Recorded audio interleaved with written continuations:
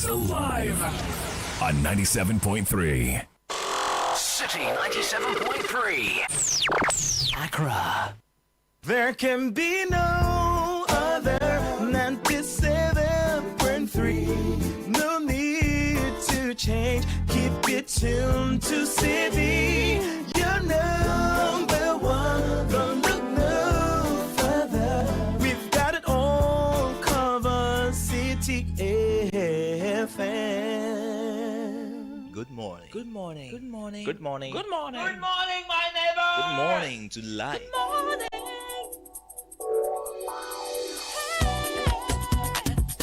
Music, talk, inspiration, in perspective. Express yourself. Good morning, my neighbor. City FM, your station. It's a refreshing lifestyle. City FM 97.3.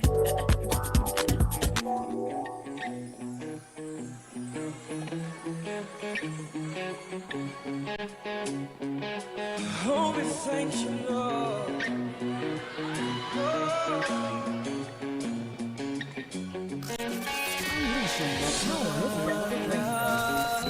City Son of righteousness, King of the earth, for sinners slain.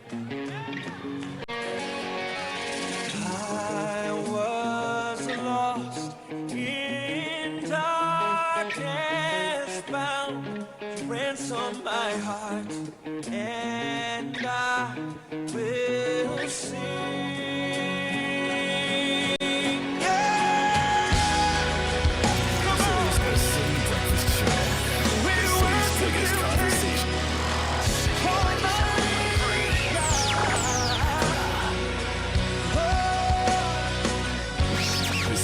Breakfast show. Rise above the noise.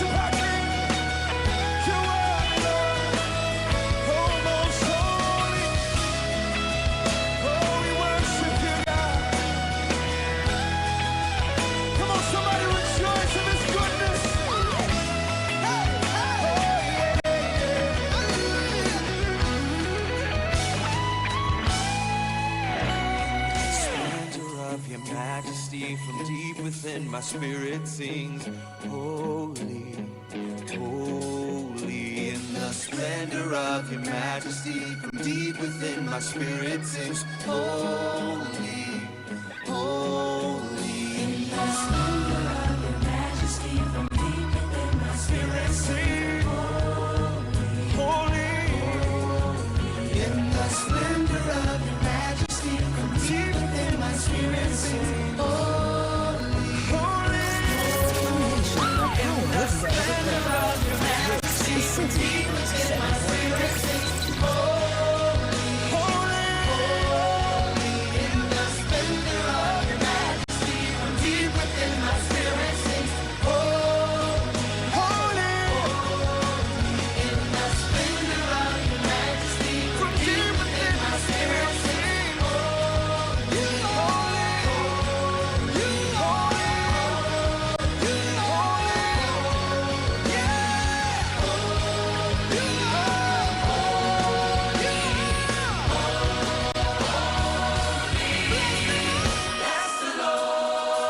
634, Thai tribute. Bless the Lord, O my soul, and all that is within me. Bless his holy name. Bless the Lord, O my soul, and forget not all his benefits. Your memory is very critical in living a healthy life. It helps you replay great moments. There are things you must selectively remember. Of course, the Lord forgets our iniquities, but we must never forget what has been done positively for us. He who gives must never remember, and he who gets must never forget. So what has the Lord benefited you with this year? We're about to enter the final quarter of 2025. January, February, March, April, May, all through to September. Today is the 29th. So much to be grateful for.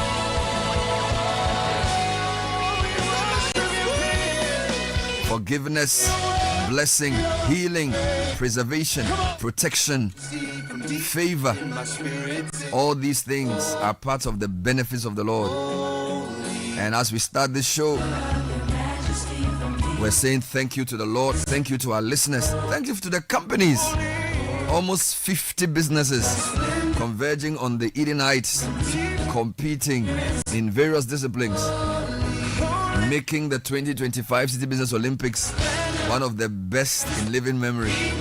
So we bless the Lord and we thank our sponsors and we honor the participants and the staff that made it possible. The song fills our hearts as we bring you the Monday edition of the City Breakfast Show. My name is Bernard Avle. Thank you so much for staying with us. Starting off with a newspaper review segment. Brought to you by Fidelity Bank. The Sikaboom Reloaded is well and truly on. Save 500 cedis or more and win up to 100,000 cedis in the grand draw. Every 500 cedi deposit gives you the chance to win up to 5,000 cedis every month.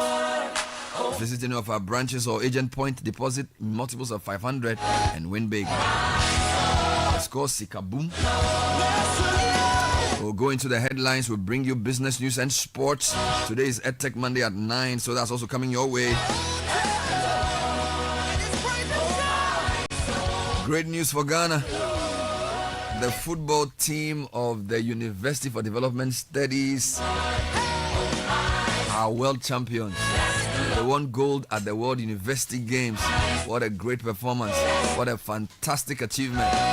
What a way to bring honor to your country and to your university. We're so proud of UDS.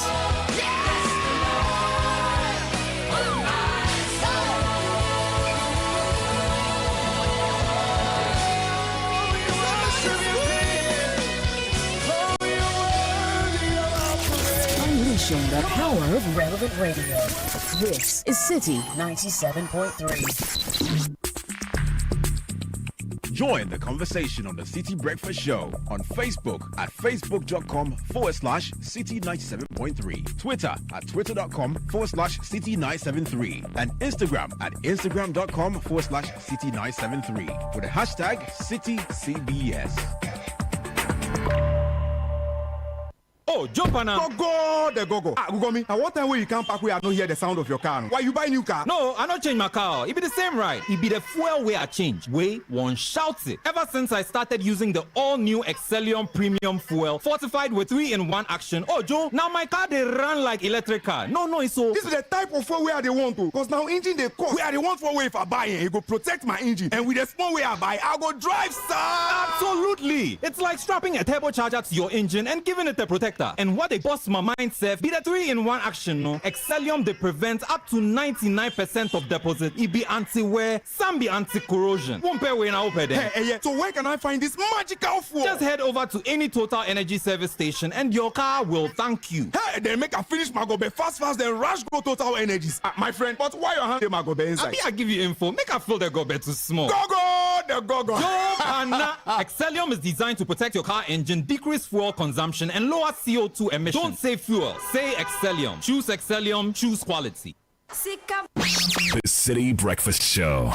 Rise above the noise. This is the City Breakfast Show.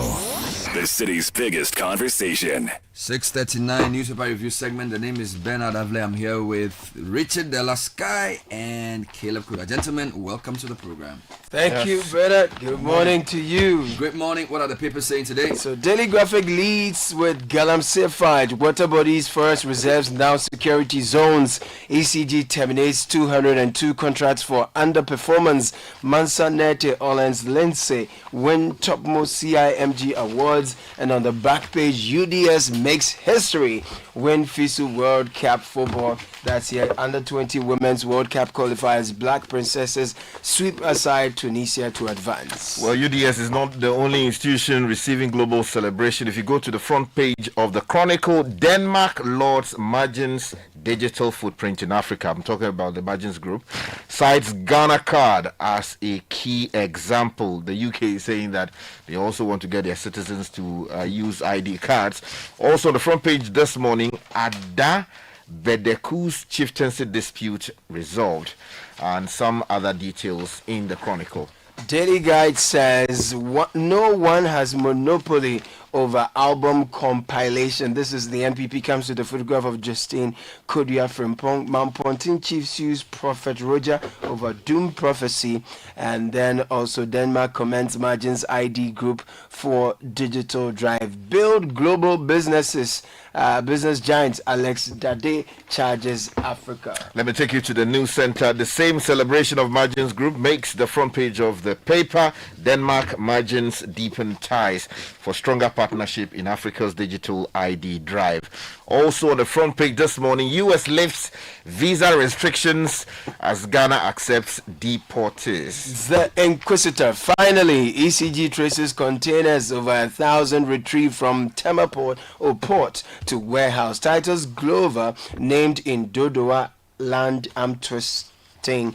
And then our MPA gets wild over illicit fuel trade. The new publisher says 5-year multiple entry restored as Ghana grabs American visa victory. Also on the front page this morning, TV stations owners to be jailed over pirated movies. Republic Press, Wuntumi drops bombshell, alleges delegates were maintained to favor Baumea, but MPP washes hands of claims. Fresh gamble in Galamsey fight, government declares forest, rivers, security zones, and Agbogloshi traders reject report linking food crops to mercury contamination. I take you to the Ghanaian publisher, Gapoha Tefwo, DG versus Port Director. The details in the newspaper. Also on the front page, water crisis looms. This is according to our good friend Kwesi Honyo. Yeah, Republic Press again says Takrady Technical Institute student jailed for stabbing teacher. And if you go to today, no partisan politics, allow media to work. Kufuor advocates for Pan-African Media Network to retell Africa's story. And SHS placement bribery allegation unfounded. GES. The Informer says evils of Galamsey, unborn babies at risk. A shocking narrative from a professor at the Kwame Nkrumah University of Science and Technology. Also on the front page this morning, Imani raises concerns about U.S. visa restoration. The Herald newspaper this morning, NIB makes major arrest in Gonja Brefo conflict in Bole traditional area. Government to balance media freedom with stricter oversight, charlatans, scammers, and indecent content targeted in broadcasting reform. And NPA steps up crackdown on illicit fuel trade. Education Ministry approves 15,000 Ghana Cedi bribery for SHS placement. Whole Akwefor Sky is that Akwefe installs Kafui Aja as divisional queen mother. Let me take you to the Insight newspaper. Martin Amidou is here, and he's quoted as saying the removal of the Chief Justice Gertrude Tokono is lawful. Another story says Mahama pushes Africa to take charge of natural resources. BNFT port reforms hinge on transparency, not just expansion. Transport Ministry acknowledges concerns, drafts LI to operationalize Shippers Act, and 5th IMF review takes off this week. And in horticulture, Vice President visits Ghana Garden and Flower Fair fair engages exhibitors and innovators. My last two newspapers, the Daily Post and the Daily Democrat. The Daily Democrat says Jakpa fights Godfrey Dame for the truth. Petition CID for prosecution. Also on the front page, KGL boss champions public-private partnerships for growth. And if you go to the Daily Post newspaper, Legal Green Association applauds President Mohammed's bold stand on Gaza genocide, and U.S. visa restrictions imposed on Ghana reversed, according to Ablakwa. Let me give you a few online stories which you don't have yet. Vehicle dealers decry sales dip and urge action on stolen cars. Keep an eye on that story. Then a lot of stories around the health sector. Elubo government hospital struggles as health workers reject postings. So we need more people to go to certain parts of the country. And then a lot of stories on MPP, Justin Kudia, Abronya, Wontumi, all of that making the rounds. And then the Minister for Communication says government targets 2026 Q2 for full digital migration amid 82 million CD duty hurdle. Keep an eye on that story. Now, if you go to channel 1 newsonline.com, this one is worrying. Lack of market and storage threatening our survival. Oda Nkwanta rice farmers. I'm sure you heard tomato farmers say they didn't have market. Then we had maize farmers. Now, rice farmers in the eastern region also say they don't have market. Sky, maybe we should go and buy the rice and share. Charlie, even in my home constituency, they say Sabala people can get people to buy their Sabala. So what is really going on? We need to deal with this issue properly one of these days. And then I'll take you to another story. Of course, Education Ministry hails UDS for historic FISU World Cup victory. And then the High Street Journal says Imani demands criminal investigations into the Gold for Oil program, citing a 7.2 billion CD leakage. I'll give you some highlights of this. So let's start with the Minister for Lands talking about mining. Yeah. He is asking the NIMOS to be ruthless. Yeah. Front page of the graphic and also of citynewsroom.com. Yes, so the government has declared all water bodies and forest reserves as security zones in the latest measure to root out illegal mining in the country. The declaration forms part of intensified actions in the fight against the menace, popularly called Galamsey, to secure the country's environment, critical natural resources, mainly rivers and forest reserves, which are currently under heavy violation by Galamsey activities from further destruction. The Minister of Lands and Natural Resources, Emmanuel Ama Kofi-Boa, announced this at the closing ceremony of a week-long National Anti-Illegal Mining Operations Secretariat NIMOS Field Task Force training at the Sunyane Ama Training School last Friday. Quote, all water bodies and forest reserves have now been declared as a security zone by the Commander-in-Chief of the Ghana Armed Forces, the President John Dramani Mahama. So I charge you with a profound sense of duty and patriotism that any recalcitrant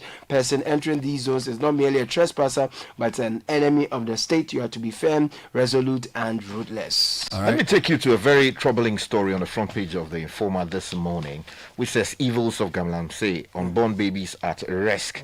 The story says Ghanaian scientists have warned that countless numbers of unborn babies, including their mothers, have died and others are at risk as a result of the evils of people who are engaged in Galamsey activities.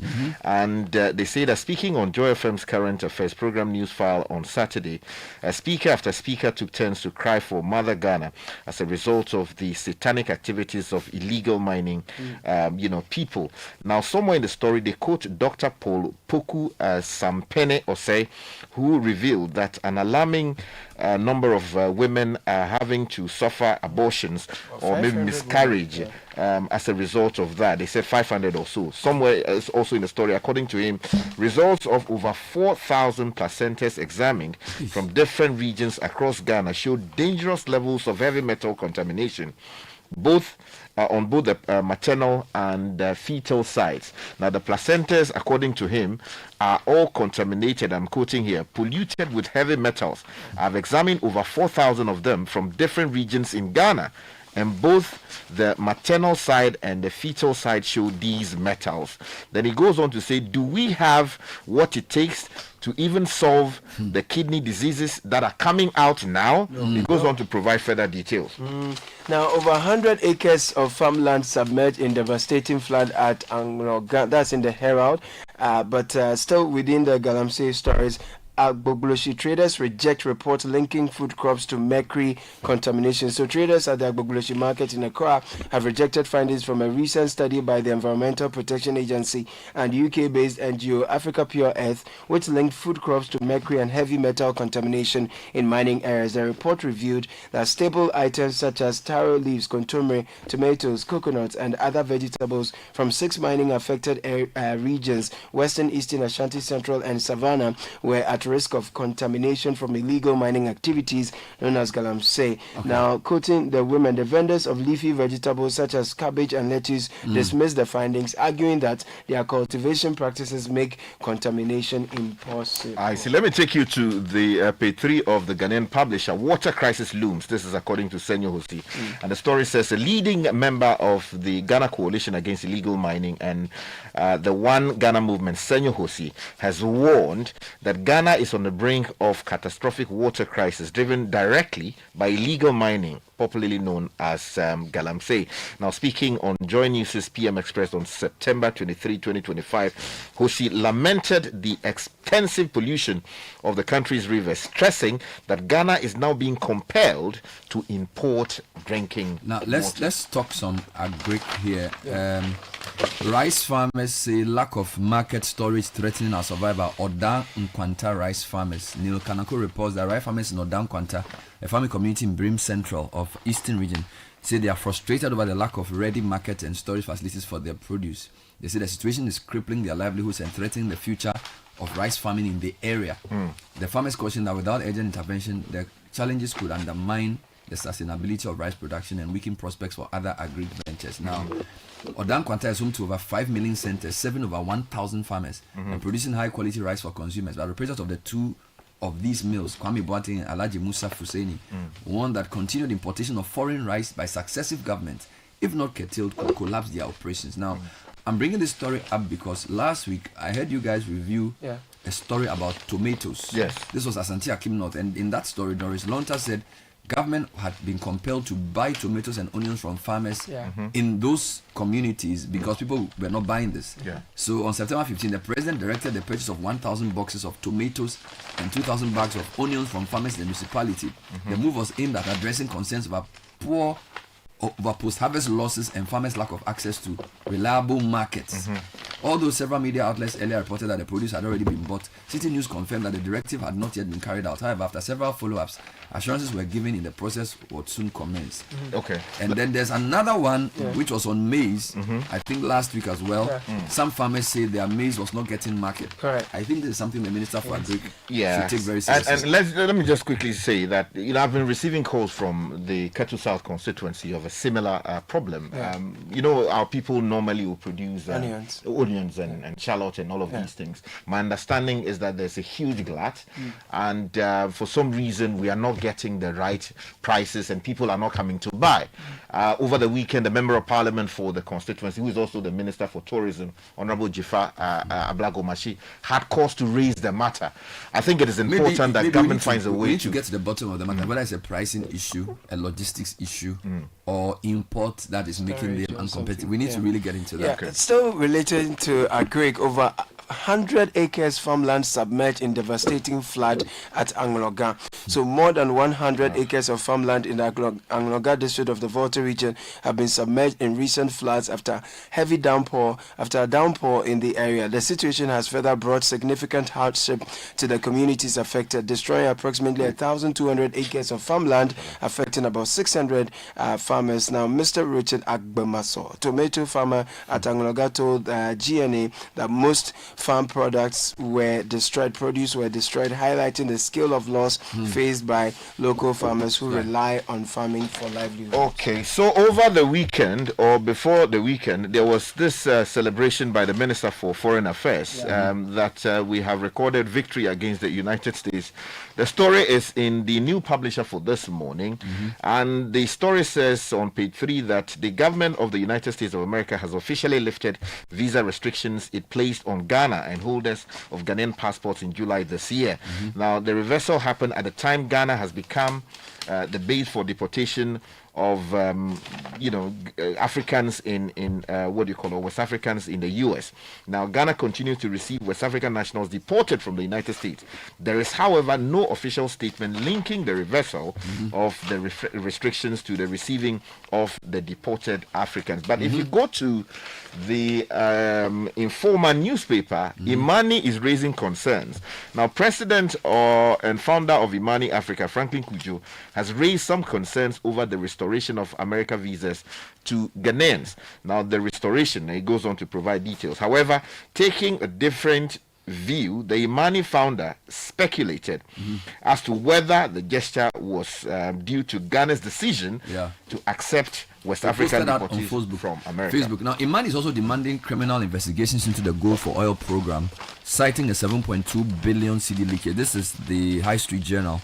Imani and others are demanding criminal action against Ghana's Gold for Oil program architects after a forensic audit revealed systemic governance failures and a 7.2 billion cedi loss in revenue. A confidential international forensic risk assessment of the G4O program exposed systemic governance failures and profound fiscal leakages, prompting a coalition led by Imani Africa to demand immediate criminal investigations and recovery of lost state funds.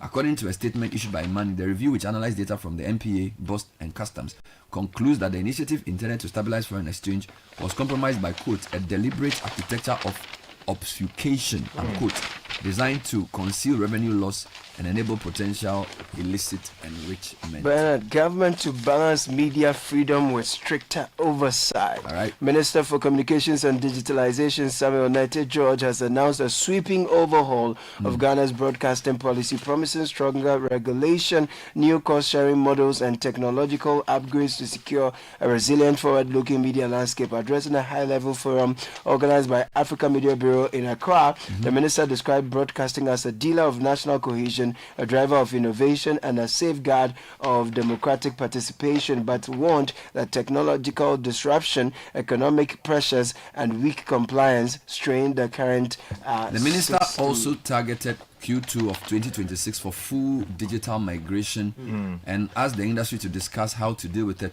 82 million CD hurdle. He's also saying he's going to address the press today on the DSTV matter. So there's going to be a lot coming from someone. And he talked about new media too. It's not Nate, it's Nate George.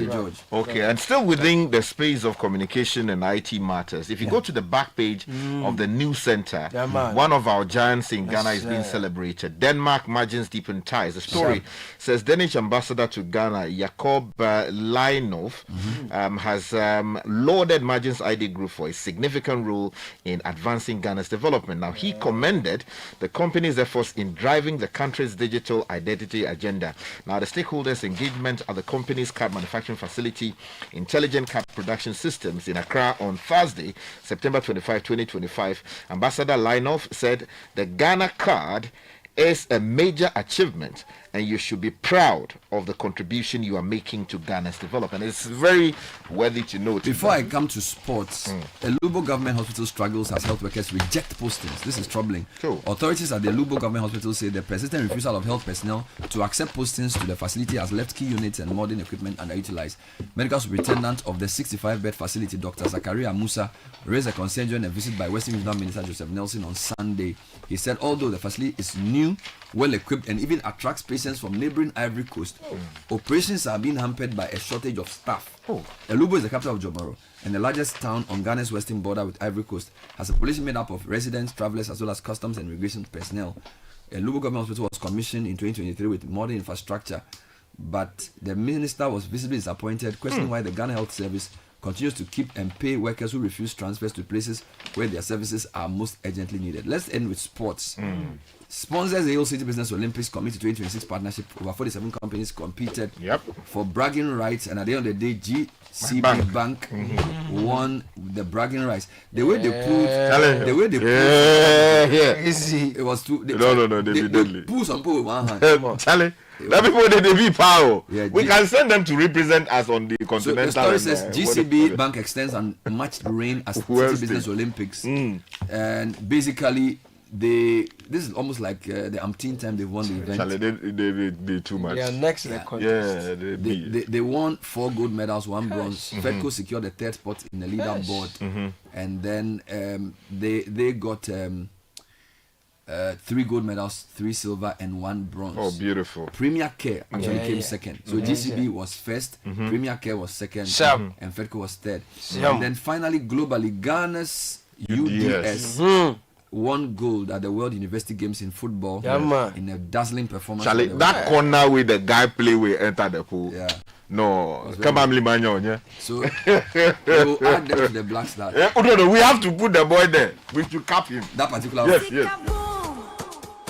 Fidelity Bank say save and win. Muntio. Sika boom. Just deposit and begin. Sika every 500 CDs you keep for a month, you get 1 point all at once. More deposits, gets more points in. More points, more cash you feel win. How many points? 1 point every 500 CDs. What if you win? 5,000 CDs monthly. And the grand prize? Hey! 100,000 Ghana CDs. Don't wait. Visit any Fidelity branch or agent nationwide to deposit in multiples of 500 CDs. The more you deposit, the better your chances to win 5,000 CDs monthly and 100,000 CDs in the grand draw. Terms and conditions apply. Win with us. Fidelity Bank, believe with us. Sika boom. This is an NLA approved promo, now running on the Caritas Lottery platform. The City Breakfast Show. Rise above the noise. City Business News at 7. Nila Telate, good morning. Good morning, Bernard. Welcome to the breakfast edition of City Business News, brought to you by Valex, MTN, and EcoBank. Coming up, government target Q2 of 2026 for full digital TV migration amid 82 million Ghana cedis duty bottleneck. Also, car dealers count losses as security clampdown on stolen vehicles begins hitting sales. Much later, GCB Bank retains title as champions of City Business Olympics. We'll tell you what your company missed and who won what at the 2025 edition last Saturday.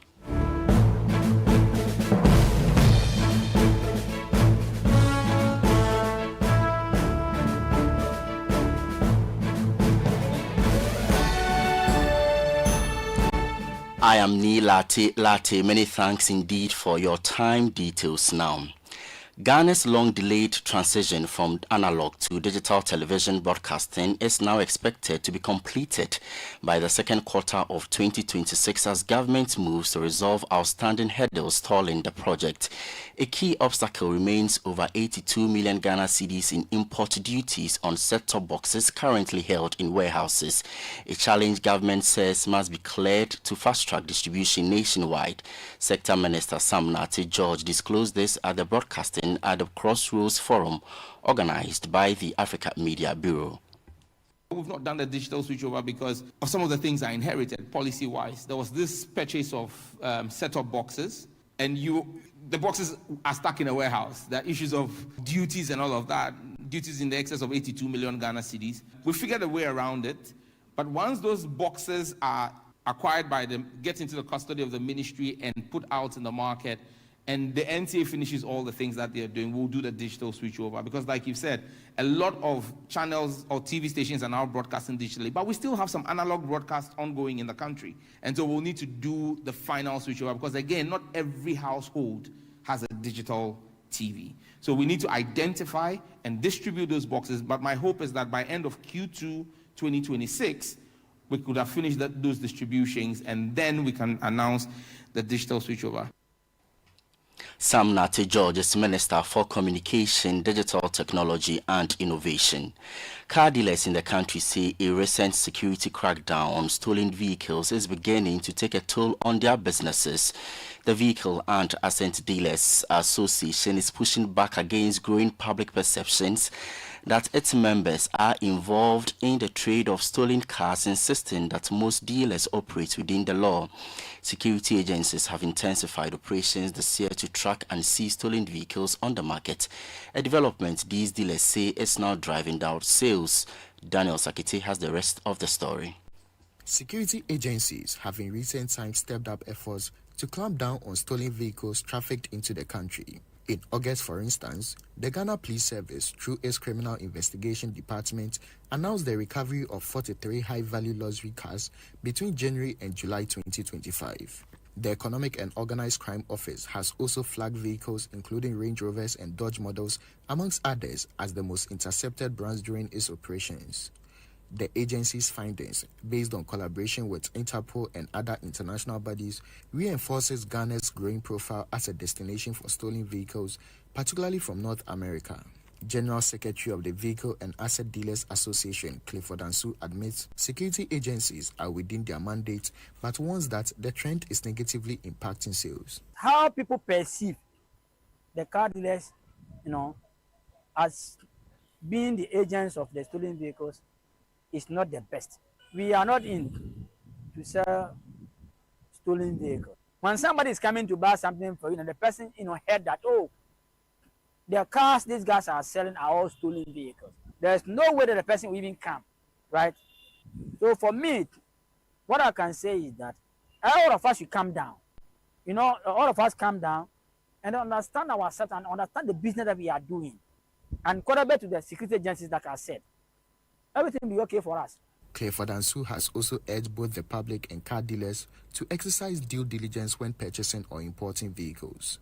Go to a very recognized garage, knowing very well that while you are buying the car or you are buying the vehicle, the people there are always there. Then, you can do business with them. General Secretary of the Vehicle and Asset Dealers Association, Clifford Ansu, ending that report by Citi Business News' Daniel Sakiti. Government's latest Treasury bill auction has fallen significantly short of its target, missing it by 2.1 billion Ghana cedis amid weakened investor demand. According to data from the Bank of Ghana, the Treasury accepted 3.46 billion Ghana cedis in bids, well below the 5.58 billion Ghana cedis target, representing a 37.5% shortfall.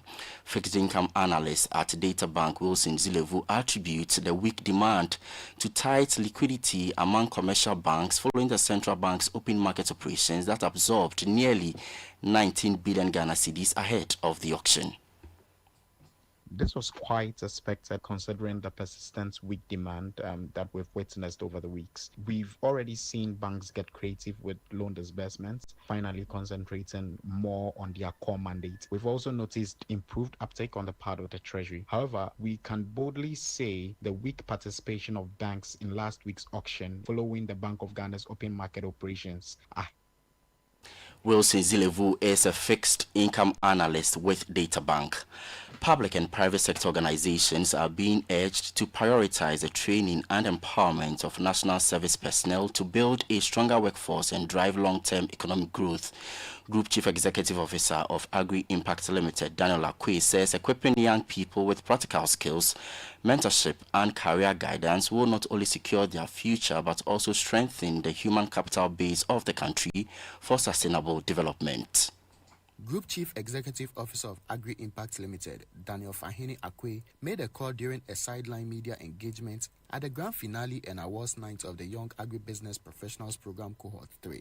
The flagship mentoring and capacity building initiative is designed to equip national service personnel with the skills, experiences, and opportunities needed to become the next generation of agribusiness leaders. At the end of the day, we complain that the young people who come onto the labor market these days, they don't know anything. But when you had the opportunity to train, you also did not impact. We complain about school, that the schools don't teach them industry skills and all that. You that you have industry skills, when you have the opportunity to work with them, you only send them as errand boys. How do they get industry skills? This is what we want to tell the world, and we want to tell Ghanaian firms, private sector, public sector. National service persons are assets to our institutions. let us embrace them. Acting Chief Executive Officer of the National Service Authority, Ruth Sedo, on her part, said the authority plans to transform its papao farms into a model farm with a target of producing 500,000 broilers and layers by next year. We took over with 2,500 capacity, and we have increased it to 100,000 capacity just within 8 months. So it tells you the incredible efforts that we've put in, and our hope is to turn around and increase it further to 500,000 capacity, about 300,000 broilers, and then 200,000 layers.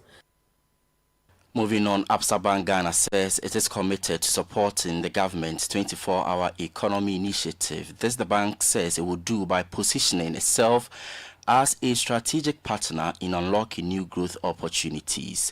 Absa Bank believes the policy could be a game changer for small and medium-sized enterprises, a sector central to its growth strategy.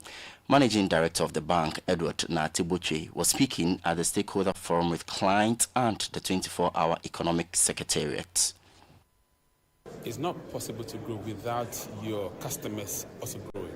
So then the point then becomes, how then do we support our customers to grow? Now, if government is putting forth ideas and programs that has got opportunities in them, obviously it makes a lot of sense for us to bring our customers to engage with government, to identify these opportunities, and then look at the areas where they can, which opportunities they can exploit. And once they identify these opportunities, we then can come in as a bank and then work with them, partner them, and help them to achieve the goals that they've set. So, Edward Natibuche is Managing Director of Absa Bank Ghana. Now, the Citi Business Olympics 2025 ended in grand style, with GCB Bank once again cementing its dominance as the undisputed champions of Ghana's biggest annual corporate sporting event. More than 50 companies went head-to-head in a day filled with intense competition and teamwork, but only a select few walked away with the coveted trophies. Citi Business News' Nashika Caesar has a wrap of the action-packed competition. It was a grand celebration of teamwork, networking, and corporate spirit as business leaders and professionals converged on the plush Eden Heights Sports Complex in Waja for Ghana's biggest corporate sporting festival, the Citi Business Olympics 2025, hosted by Citi FM and Channel 1 TV. Thousands of participants gave their all for the trophies and bragging rights in disciplines such as football, volleyball, athletics, swimming, and arm wrestling. The competition also featured lawn tennis, basketball, and the ever-popular tug of war. After a fiercely contested day of games, GCB once again emerged overall champions, consolidating their position as the most dominant team. As the defending champions, we had a responsibility to actually justify why, since the inception of this program, GCB has actually held the overall best performing bank. We had some silver medals, we had some bronze medals, but of course, 7 solid trophies to our credit. Premier Care Hospital took the second spot, and accountant Joyce Opoku said the progress was a proud moment for the team. We've won the female category for lawn tennis, for swimming and arm wrestling. We are so excited, and next year will be massive because we are going to win all the trophies for the various categories. The much coveted CEO's challenge went to Federated Commodities, FedCo. Always winning a lot of trophies. This is the first win for the CEO challenge, but I mean, it's been very well deserved for us, and once you pick the CEO challenge itself, then you are gone. So we are the winners of all the winners. Participants of the non-competitive games also share their experiences, highlighting the networking opportunities and team bonding the event fostered. Dancing is a great way to exercise not just your body, but also exercise your mind when you have to. And then I always say that it's a holistic exercise for anybody who wants to do it. When the final tally was announced, GCB had secured the overall championship title with a remarkable haul of gold, silver, and bronze medals. Premier Care Hospital followed closely with an impressive medal collection of their own. The Citi Business Olympics 2025 was powered by Citi FM and Channel 1 TV in partnership with Side Hustle. It was proudly sponsored by United Merchants Bank and Eden Heights Sports Complex with support from Bethel Logistics, Dampon Healthcare and Hallmark Cafe. My colleague Nashika Caesar filed that report on the forex market this morning. The dollar trading at 13 cedis 60 pesos, the British pound at 18 cedis 50 pesos. That of the euro could be retailed to you at 16 cedis 10 pesos. These are forex bureau rates and not the rates published by the Bank of Ghana. And that's it for the breakfast edition of Citi Business News. Our top stories and more on citinewsroom.com/business. I'm Neil Atilati. Do have a good business day. If you know these sounds, you didn't just live through the 90s. You lived the experience. Back then, connection took minutes. Today, it takes a blink. You express yourself with memes. You hold video calls across continents. You say hey to an AI who responds, "Hello, Kwame." You order rides, dinner, and dreams all from the palm of your hand. A lot has changed, so have we. For over 3 decades, EcoBank has evolved with you, leading digital banking in Ghana and across 33 African countries, pioneering solutions built around how you live, move, and dream today. From our express points to EcoBank Pay, online banking, and the mobile app, we are where you are. Here for today, ready for tomorrow. Now, that's change, powered by EcoBank. EcoBank, a better way to bank your way. EcoBank, the Pan-African Bank.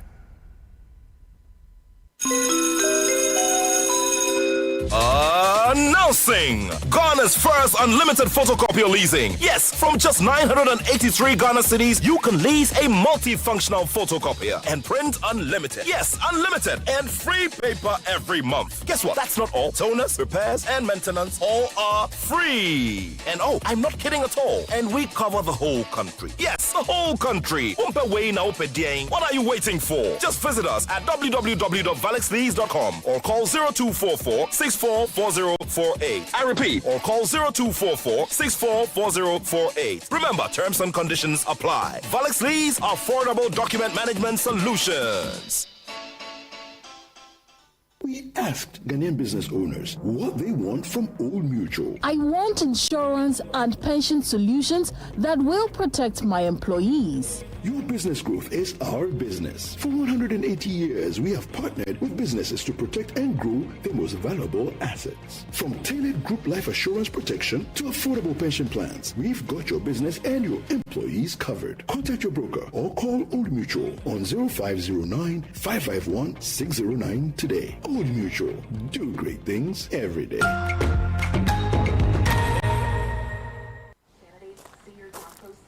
Ah, Ma, have you received the delivery? See, the riders bay. Send in a momo. Okay, *17. Ah, Paco. Don't you use a smartphone? Use a momo app, ne? Huh?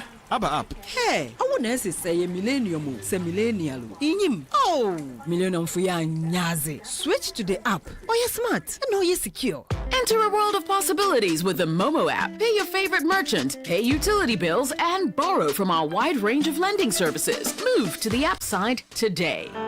MTN. This is the Citi Breakfast Show, the city's biggest conversation.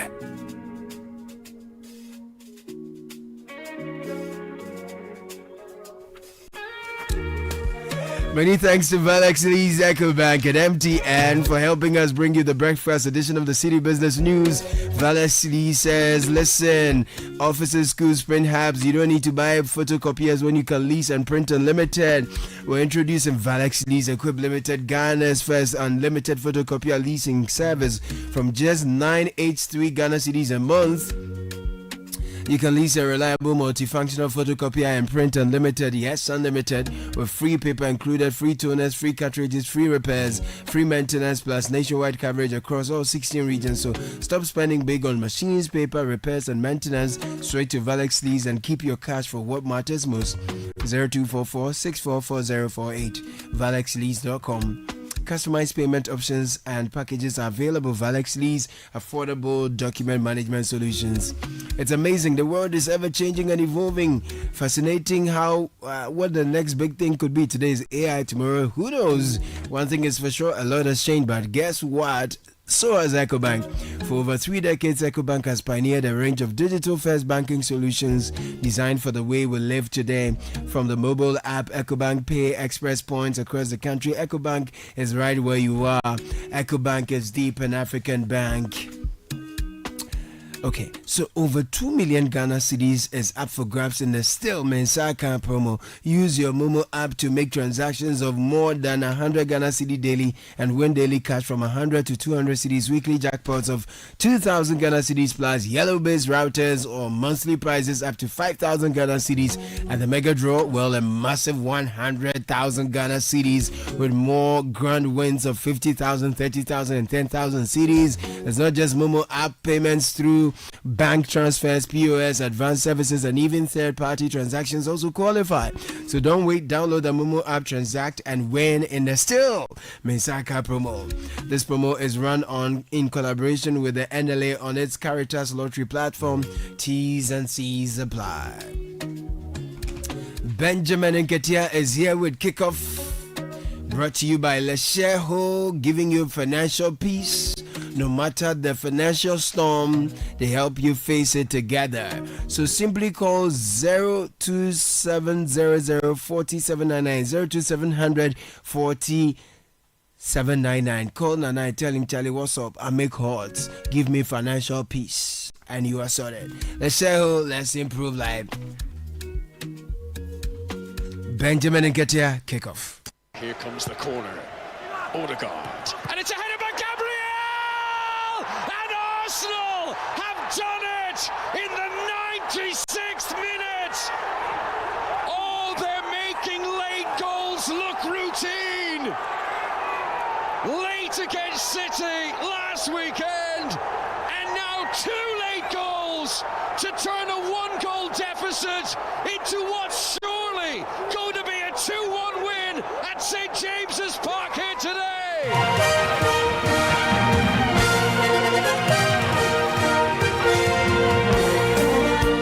And a wonderful morning to all of you out there. Arsenal Football Club, they produced a dramatic late 5-back to win 2-1 against Newcastle United and also lay down a marker in the Premier League title race. More reactions coming up from the Premier League. Also, all the excitement and action from the Eden Heights Sports Complex with GCB retaining their title at the 2025 Citi Business Olympics. The 2025 edition of the Citi Business Edition. Refusing to fly below the clouds, always soaring above the clouds. The Okodia GCB. More on Kickoff in a bit. Now, many thanks to Shell Go Well, Zonda GH, Politangana, and Lesheho. Let's improve life. Let's get into the bulletin with some women's football. And Ghana's Black Princesses, they booked a place in the next round of the Under-20 Women's World Cup qualifiers following their win over Tunisia at the Accra Sports Stadium. Goals from Mercy Atobra and substitute Agnes Yeboah sealed a 2-0 win at home following their 2-goal advantage from the first leg. Now, the tie finished 4-0 on aggregate from the 2 games, taking Ghana into the next round. The Black Princesses will now face South Africa in the next round of the qualifying series after the latter's impressive win over Eswatini. The Princesses are chasing an 8th successive appearance at the World Cup. Let's head to Cote d'Ivoire now, and the Black Starlets head coach Dr. Prosper Nate Ogum has lauded the resilience and determination of his players following their emphatic 3-1 victory over Niger to book a place in the semi-finals of the ongoing WAFOOT Zone B Under-17 Boys Championship happening in Cote d'Ivoire. Ghana will now face Nigeria in the semis. Both teams played very well. Niger just needed a point, so in terms of their structure, they came more defensively so that they catch us on the counter. We needed a win, so we tried to try as much as possible to press them with the ball and then use the spaces behind them. It didn't really go as expected in the early part of the game, but then somewhere in the middle part of the game, I think we found our rhythm. Started playing well, creating some chances, and then eventually add. You heard Prosper Nate Ogum. Elsewhere in Nigeria, Asante Kotoko booked their place in the next round of the CAF Confederation Cup after defeating Nigeria's Kwara United by a 1-0 in Abeokuta. Now, forward Hubert Jehu scored the decisive goal to seal a 5-3 aggregate win for the Ghanaians, setting up a clash against Moroccan giants Wydad Athletic Club of Casablanca in the next round. Here's Kotoko's Abdul Karim Zito speaking after the win. The plan was to stop him from playing, and exactly we were able to do that because he's a good player. Even if he's in Ghana, I will not be surprised if the national team will call him. I'm telling you the truth. I don't lie. So he's a key player, and we have to plan against him so that he couldn't play. So we were tracking him throughout the game, and he was substituted. So we've achieved our objective to stop him from. So when you watch me, when he was going out, I was clapping for him. That bye-bye. Yeah, you received standing ovation. Yes. It did not work for you. So there's even Real Madrid will play today, Barca will play today. They will still have problems in the team. You go back to do it. That is why we are there. Kotoko's Abdul Karim Zito speaking. Let's get on to the CAF Champions League.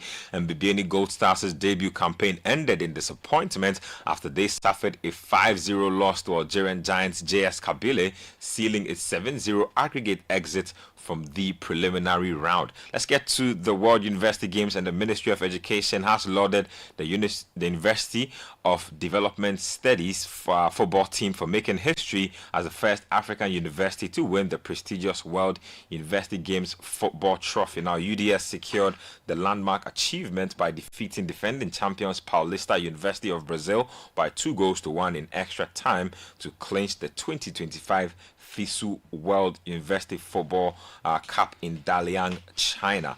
Let's now get to some boxing.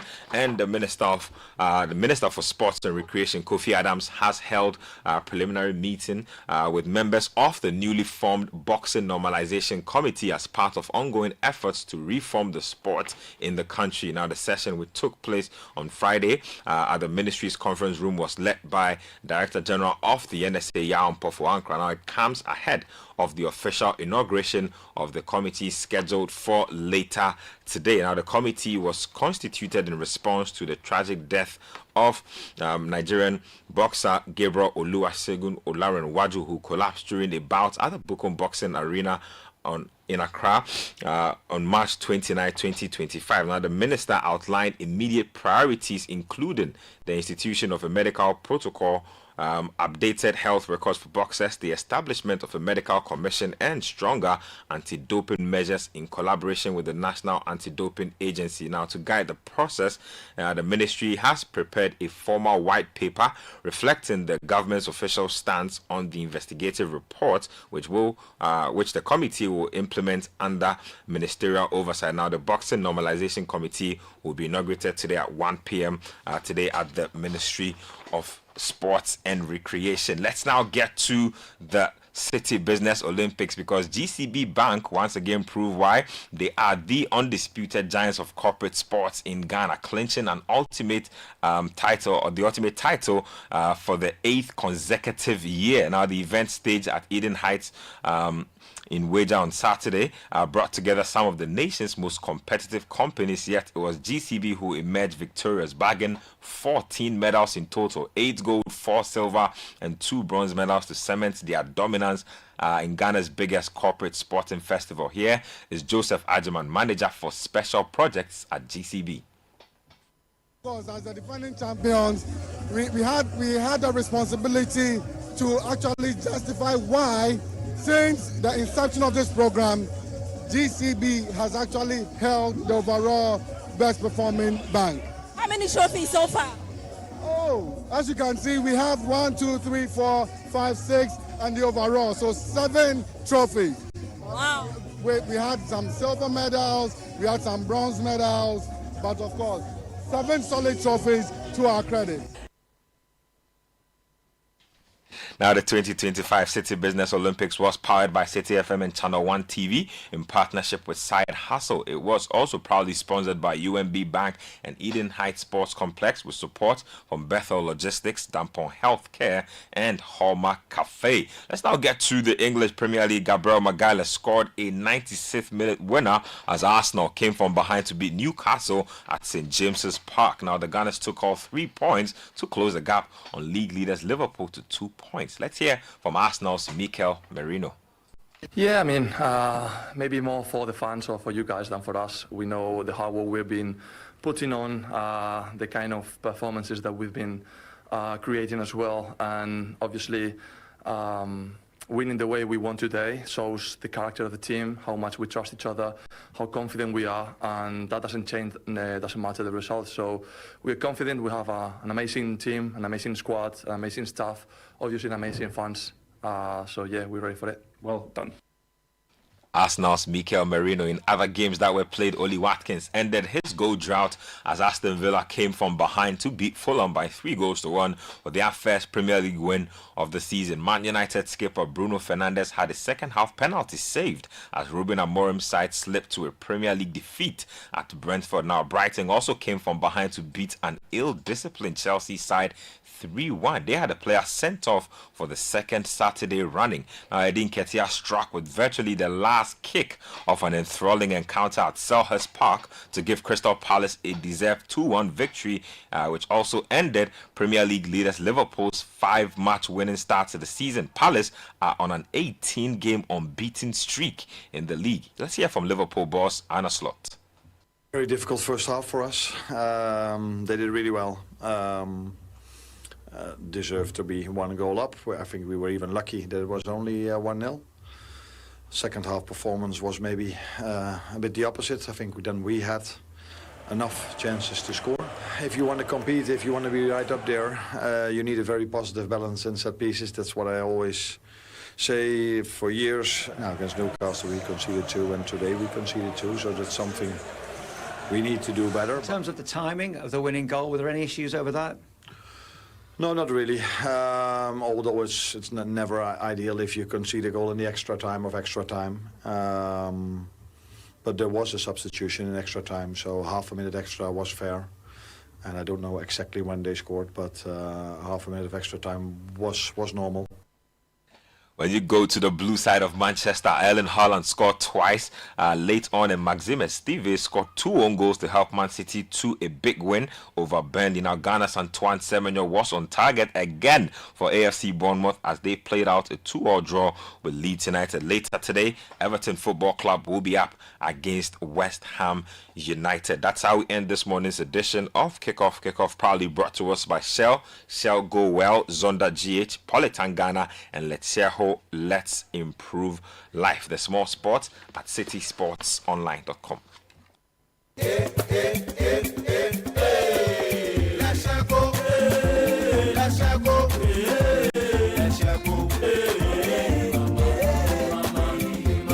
If you need unique services, innovative financial solutions, we deliver on our promise, cause we are number one. Let's share go, we improve your life. Let's share go, let's share go, hey mama, hey mama, hey mama. Even when you're stuck with nothing, no matter your situation, let's share go, we improve your life. Let's share go, hey, let's share go, hey, let's share go. Let's share go, we improve your life. This is the City Breakfast Show, the city's biggest conversation. The Money Matters segment is brought to you by Petra. Petra, achieve more. Welcome to the Money Matters segment with Petra. The loudest spender in the room isn't always the wealthiest, just the noisiest. True wealth is quiet. It's your savings growing steadily, your investments multiplying silently day after day, securing your future. It's waking up with peace of mind, knowing you're prepared. Petra helps you build that quiet strength. So let's do life together. Dial *447 *70# to speak to a financial advisor today. Petra, achieve more.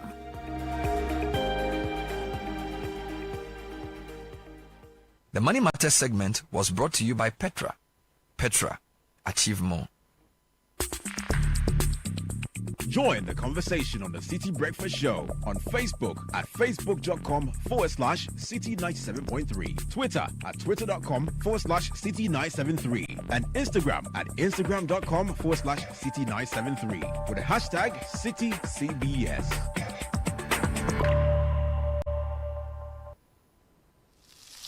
Me, dear, affordable cooking oil is everything to me and my family. Sure, when I discovered that Frytol sachets come in different sizes, are affordable, and can be used to refill my original Frytol bottles, I switched fast from these Bubi Mami oils for the frying of my buffets and for cooking all my favorite meals. Switch to Frytol sachets, your trusted and convenient cooking oil for all your Frytol bottle refills. You deserve a life of goodness. This advert is FDA approved. We asked Ghanaian business owners what they want from Old Mutual. I want insurance and pension solutions that will protect my employees. Your business growth is our business. For 180 years, we have partnered with businesses to protect and grow their most valuable assets. From tailored group life assurance protection to affordable pension plans, we've got your business and your employees covered. Contact your broker or call Old Mutual on 0509 551 609 today. Old Mutual, do great things every day. Luck is everywhere for everyone. The winning season is back, but this time I am collecting the wins like jollof at a wedding. The luckiest season 3 is here. Your chance to flip your luck or maybe your bank accounts too. 2 easy ways to join. Dial *712#. Hit 1 to buy for you or 2 to gift a friend. Feeling lucky? Pick 1 for a random number or hit 2 to choose your own. Pay with mobile money. Done. You're in. Or go to the luckiestafrica.com, click community tickets, choose your number, or let the system do so for you. You can buy a ticket for your boo or your favorite barber. Pay with Momo or card if you're abroad. 1 ticket could turn your 1 Ghana cedi into 500 times more. And the whole community could win 10 times over. Dial *712# or log on. Let's get lucky together because luck is everywhere. Play responsibly, not for persons under 18 years. This promotion is regulated by the NLA on the Caritas platform. Every side ho. No way. Nexus cable metal I want to the biomo. No way. Since your Nexus cable metal fossil at a flexible and a conduit cable 5,000 cedis Rukobiara or 1Q distributor and I want retailer Biara. To receive and I invoice so phone let your invoice and I receipt a picture. For WhatsApp numbers 055 255 7781 and 053 101 8643. Damadana. Obey Sika. Mono. The send your phone able to invoice a picture. Able to use a distributor on the phone. That's send invoice. Then mom Sikana. Remember wow phone no do. So Nexus cable. Where ISO certified. Made in Ghana Papa B. Wobaya. Waiting 50 years in the nature. Data to Nexus 1 cable city. Where you will show. To invoice you go WhatsApp numbers in there. Now what's Rebecca cashback. Where you more Nexus cable metal. Electricity no get leg. The Nexus cable metal cable they carry up. There's no price like the ShopRite price. That's why we are committed to bringing you lower prices on all the essentials you need. Like 1 liter series 100% fruit juice blend, all variants for only 39 cedis, 99 pesos each. And 1 liter Coke, Fanta or Sprite for just 14 cedis, 99 pesos each. Never pay more than the ShopRite price. Prices valid until 5th October 2025. Only at ShopRite. This is the Citi Breakfast Show. The city's biggest conversation. The Citi Breakfast Show. Rise above the noise.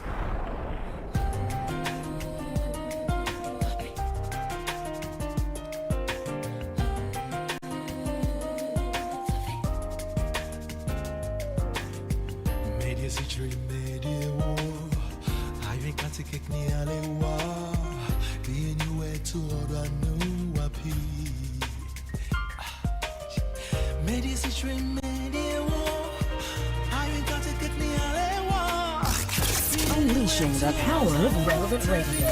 This is Citi 97.3.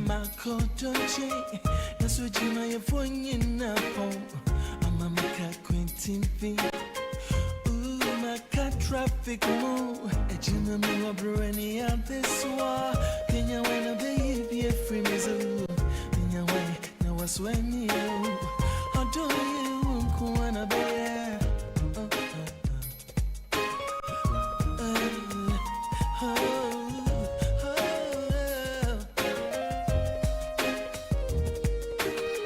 Fitting up on me, question me. What you drink, get a war, and I'm going to my dream. The trophy and make a weapon. Auto, I trauma. I to make you so go in it. Hey, dream, the beer, the fridge in my bar. Una boy, me, mammy, my tade. Wofimana, mammy, aquaba. Oh, you make my day. My fiora, no, happy.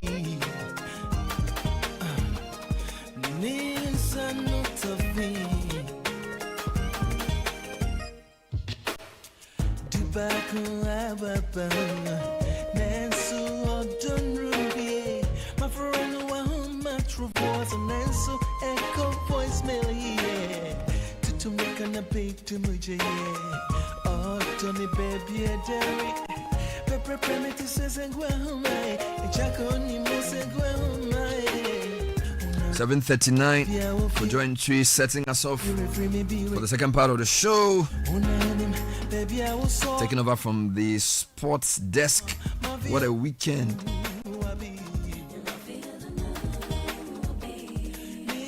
And it's really been a good weekend in many ways for Ghana sport, as the UDS etched Ghana's name in golden letters, becoming the first African side to win the prestigious FISU University World Cup football in China. So this morning, if you're a product of UDS, you have a lot of reasons to be happy. Bragging rights. And a big thank you to all those who took part in the Citi Business Olympics over the weekend. Congrats to GCB Bank for another sterling performance, claiming bragging rights and winning the bulk of medals. 14 medals in total, 8 gold, 4 silver, 2 bronze. Other companies that did well: Premier Care, 4 gold, 1 bronze. Federated Commodities, 3 gold, 3 silver, 1 bronze.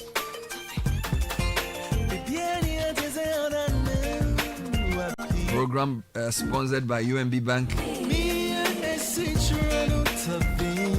Good morning to the team from UMB, Philip Otimensa, and your executives, Noble Eduamoa and Co.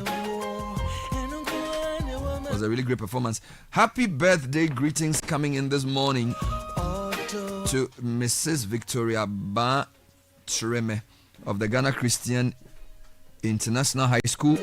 May this day begin the transformation of your heart's desire, and may God bless you. Coming from Coach Christopher Nimley. To my dearest lady pastor Miriam Afi Tugbewofia Waku. Miriam Afi Tugbewofia Waku. May God abundantly bless you, guide, protect, and provide for you. May your ministry flourish from Nana Kwachi Asiedu. Happy birthday to Selassie Ahaji of Tax and Legal. Also to Frederick Apreku of Audit and Assurance, and Kofi Adonyaku Dochi of Tech and Tema Department. This is from your country managing partner, Deloitte, Daniel Kojo Owusu. Now, check this out. Happy 100th birthday to Michael Akon. The family is deeply grateful to God for his long and fulfilling life. Wishing you continuous blessings, health, and joy. With love from the family, friends, and loved ones. Wow. 100th birthday to Michael Akon. So he was born in 1925. Wow. Imagine. Wow. Imagine. No, happy birthday. Imagine how Ghana was. Happy. No, he lived the colonial times, 1925. He would have a lot to say. 1925. Wow. Whoa, you. Wow. Happy birthday to Nana Opong Ajay Ababio Nifahini of Ayomso traditional area. From Chief Inspector Osei, who's part of the special operations team in Bole, to Nana Opong Ajay Ababio Nifahini of Ayomso traditional area. Happy birthday to a listener of the City Breakfast Show, Joshua Kwame Fuga. He's also a former parliamentary candidate for NDC in Ofori Krom. Joshua Kwame Fuga. All these requests are proudly brought to you by MasterCard. Leave cash in the past. Go to your bank and switch to MasterCard today so you can do something truly priceless. You can shop and make payments on the go. It's convenient, it's safe. You can buy breakfast, lunch, snack, or dinner, all with your MasterCard. And Bernard, yesterday was... Oh, sorry. Go ahead. Yeah, yesterday was the birthday of Naoyo Kote, school madam. Oh, my God. And today is the birthday of Nana Tufo Boateng. Oh, the tooth man. Yeah, man. Rave. Rave master. My favorite people, though. Now, not the happiest people you ever I meet. tell you. Naoyo Kote Always the girl. on branch in the city is just a different vibe. My God. And then also... Nana Tufo was on the mic on Saturday. Today, doing his thing. Yeah. Happy birthday to him. And Daddy Lumo would have been 61 today. Oh, Charlie. Wow. All right, we'll take a short break. When we come back, we'll delve into a few issues. Charlie, I lost on Ludo match. It was so bad, so disgraceful. Unleashing the power of relevant radio. This is Citi 97.3. Whether you're buying water from your favorite spot in Osu, shopping online for the latest styles, or booking your next getaway to Dubai, MasterCard gives you the freedom to pay your way. Insert, tap, swipe, click. So many options, yet so easy. With layers of security protecting every payment, your money stays safe. From Trotro to travel, MasterCard connects you to the life you've earned and the one you dream of. Ask your bank for a MasterCard today. MasterCard. Safe, convenient, priceless. Join the conversation on the City Breakfast Show on Facebook at facebook.com/City97.3, Twitter at twitter.com/City973, and Instagram at instagram.com/City973 with the hashtag CityCBS.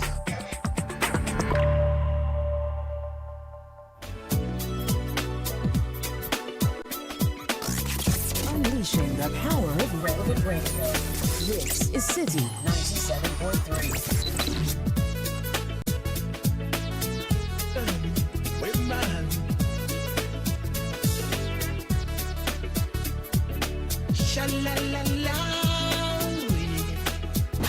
The City Breakfast Show. Rise above the noise.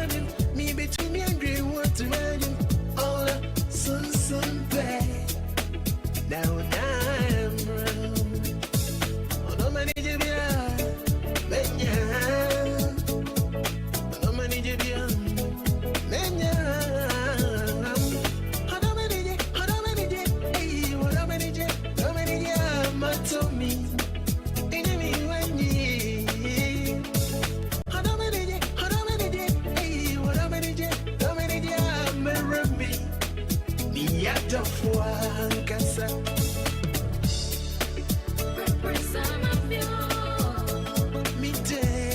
later this morning, we'll be bringing a conversation on aligning EdTech and education policy.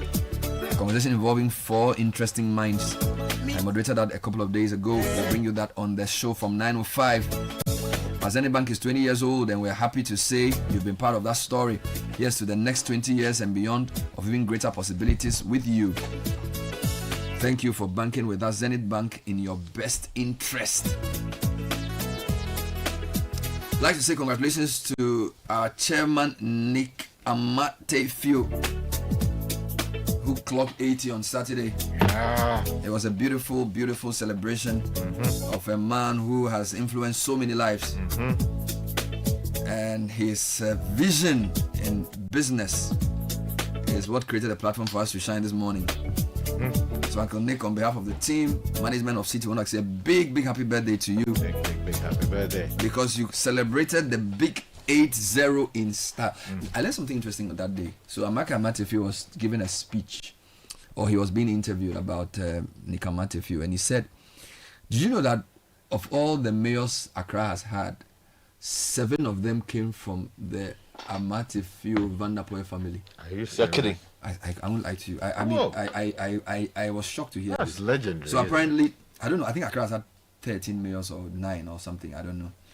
But apparently, 7 of the people who have run the capital city have had ties with the family. That's deep. They are from, of course, Gamashi. So he actually gave the names. So apparently, the first African mayor of Accra was G.W. Amatefio. Right, G.W. Amatefio. Then there were a few others. So there was actually Elliot Kwashi. Elliot Kwashi. Elliot Kwashi was the first African to be in charge of what was then known as Accra many, many years ago. And then there was G.W. Amatefio, who was also the first mayor of Accra. Then there's Natnuno Amatefio, who was, you know him? Yes, I know. He was a mayor under Rollins. And then Ajay Sowa is also from that family. Okay. Is it Ni? Is it Ni? Mohammed Ni Ajay Sowa is from that family. Yes. Then Elizabeth Saki. Yes, is also related to the family. Wow, that's interesting. Then Amaka Amatefio was at some point Greater Accra Regional Minister, which suggests is also in charge of the city, and of course Oko Van der Poel. Yes. So 1, 2, 3, 4, 5, 6, 7. Oko Van der Poel too.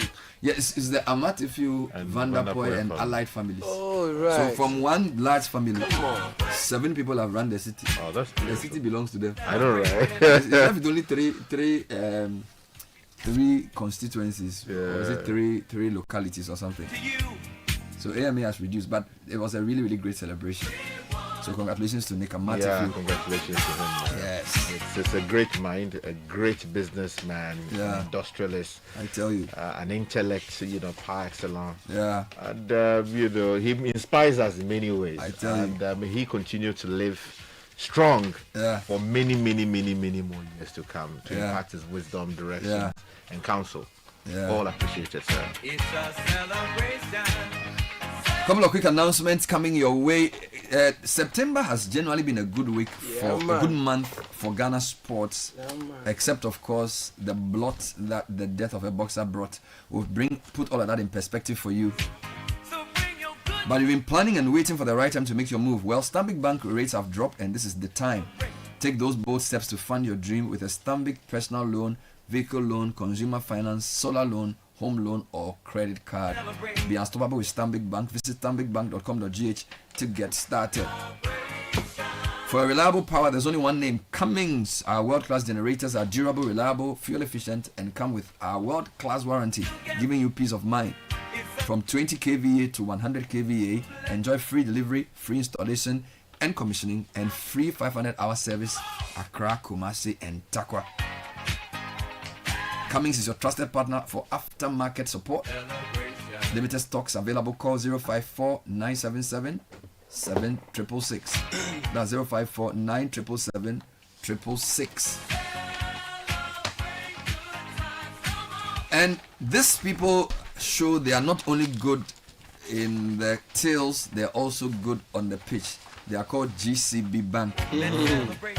over 13 medals. Well, GCB Salary Advance is also here to give you a top-notch performance. You can get up to 80% of your pay in seconds at the lowest interest rate. No paperwork, no branch wahala. Just your GCB mobile app, you're sorted. Download the GCB mobile app on Google Play Store, the App Store, and Huawei App Gallery. Terms and conditions apply. And if you want a good accompaniment to your breakfast, or you want a drink that can just go to increase your protein, Cowbell, offering you creamy goodness in 2 creamy variants, premium and Vita-Rich. Packs a high protein boost of 23.6%, perfect creamy companion for your porridge, cereal, or beverage. Whether it's 14G or 23G, we have different prices for different pockets. There's always a Cowbell for you. So, Godfrey, would you say that September has been a great month, a good month, or a cool month for Ghana sports? I think it's been a really good month, bar the tragic passing of Ernest Akushe last week Tuesday. Other than that, there has been a lot to celebrate this month. We of course talk about what UDS did over the weekend, making history by becoming the first African winners of the FISU University World Cup football in faraway Dalian in China. We talk about our relay team that placed fourth in the World Athletics Championships. I was watching the medal tally and realized that even South Africa had only one medal. Yeah, you know, after all the impressive performances. So winning a medal at a World Championship it's not an easy task. Very tough. You know, Rusia Boa got to the final of the high jump. So that was also highly commendable. So basically, from the Ignatius Geisa years, the best track performer will be Rose. She hasn't won anything yet. She hasn't won anything. She's coming. She's promising. Yeah, you know. How old is she? I don't know Rose's age. Yeah. I don't know. But she's on the world stage now. Yes, she's on the world stage now. So it's been a good month. How good was the relay team? The relay team was very good. Was it lack of the draw, or was it the conditions? I'm told the first guy didn't start that well. Yeah, if you look at the splits, the splits didn't work out too well. But overall, there was a lot to be impressed about. You know, the relay is not really about having just the fastest man in your team. It's about coordination. Technique. It's about technique. There's a lot that needs to go right for you. So they did really, really well. So congratulations to all. And also, we had the even in the diplomatic circles, this weekend was the Embassy Cup in Spain. Okay. You know, so Embassy Cup. Yes, about 42. So Ghana was represented by Ghana Embassy Madrid. Oh, so the embassy since. Yeah. So they pick one embassy to go and play. Yeah. Is it football or what? Football. And so, what did we do? Oh, we were doing well until we were rocked by Kazakhstan in the knockout stages. I was following that one keenly. How does that even become a tournament you follow? Embassy games. Yeah, Embassy Cup. It's linked with La Liga. It's an official. So it's part of La Liga's. Must you be an ambassador or work in the embassy? Yes, you must be diplomatic staff. Okay. We should just employ footballers as our. You know, we don't need to. The talent's everywhere. So, like I said, September has generally been good. By the way, this World University Games, what is it? This was for football. I know. What is the word? Is this so basically it's the every year we have the universities in the world compete. It's basically like the World Cup of universities. Do they have to do qualifiers within the country? Yes. So Ghana went to the African channel. Ghana represented the African continent. For football? We are the champions. Oh, UDS. So UDS are African champions? Yes. And when was the tournament played? I think earlier in the year, if I'm not mistaken. So are they Ghana champions? Yes. You have to go through a process. So, you know, they would have competed through GUSA. Okay. So UDS GUSA is the best university football team in Ghana. In Ghana. And Africa... they have been for a while now. Was there only one African team? Because we won. What I'm saying that how many teams went? Do you know? Yeah, just for us, for Africa, yes. Really? Yes. Hey, that is a big thing. Oh. It's a big deal. They've done so well. They are the best in Ghana, best in Africa, best in the world. Yes, they went through the process. They've done well. No, I don't know anything in this world that Ghana is the best at. So for a university team, no, seriously, to be the best in the whole world. And apparently, of all the 210 countries and territories in the world, UDS is the best. We beat the defending champions from Brazil. Yeah, Paulista. Oh, they should build a house for each of the players. No. This is like Starless 91. Yeah, they've done well. No, this is major. Yeah. And how many teams played in the tournament? I don't have that. You check it because I'll do that for you. So they went through quarterfinal, semi-final. Yeah, they went through. I think they played overall. They played 4 or 5 games. Oh, that's a full tournament. Yes. And they beat the Brazilian champions. So I think there was a university from Morocco. So maybe there'll be 2 African teams. Yes, there was a university from Morocco from what I'm picking up. And UDS is the world champion. Yeah, this is not like Chelsea world champion type thing. This is proper world champion. In their own realm, yes, they are world champions. No, I'm already. But I think it's an amazing achievement. It speaks to. I think it's a fine chance to highlight the work that UDS have been doing with regards to sports. Who is the coach? Tanko Abakar. Do you know him? Oh yeah, he used to coach Accra House of Folk. Oh, he's been around for a long time. Then he has a kid code. He's a former House of Folk coach. He's coaching at university now. Oh, he coached RTU. He's been around. Oh, he's a proper coach. He's a proper coach. Who happens to also be a lecturer in the space. Okay, so that makes sense. Yes. So he's so it means that he brought some of his EPL. What he has been able to, I think, you see, and we talk about finding your niche. He found his niche in education. And because I recall, I covered the World University Games in Shenzhen in 2011. That was the first time I met him. You do this work, Joe. World University in 2011? Yes. In Shenzhen? Yeah, in China. He was there. He was there? Yeah, he was coach. How old is this coach? Oh, he's been around. The guy grew. It's not that he started early. What's his name? Coach Tanko. Wow. So he brought the team then, and if he's been in the system, coaching at collegiate level since then to now, why wouldn't he be experienced? Wow. And it's also about having trust in these kinds of persons, allowing them. You just could have changed him and said, "Hey, bring somebody else or something." What is the quality of university football as against university sports generally? The quality of university football is pretty high. Okay. Because are they better than Colts? Oh, university is a men's game. It can be Colts. Colts is what? Colts is under 17. Are they better than Division 2? Some university teams will be. UDS is filled with Ghana Premier League players, so they can cope with Division 1. Yes, UCC's school team plays in Division 1. UCC youngsters, but they may not be up to Ghana Premier League level. But if they qualify, why not? You know, because a year might come where the university has a lot of players. Okay. So, for instance, there was a period where the University of Ghana was loaded. I had a roommate called Dan Akushi. He was playing for Heart of Lion. Yeah. Whilst he was in the university, he was a proper footballer. The period where from your generation coming up, there was a period where the University of Ghana had proper players. A lot of the MLS teams are beneficiaries of the University of Ghana. Isaac Kofi, for instance, was at the University. Ended up playing for the national team. Wow. What's Anansi's name? Forgot. He's a Prempeh boy. He played for many years in the MLS. All of the University of Ghana boys. How big a deal is this thing? It's a big deal. It's a big deal. It's a big deal. You know, it's valid. Meet them when they come. Why not? It's a big deal. It's a first. Wow. You see, and unless people understand that you can be student athletes.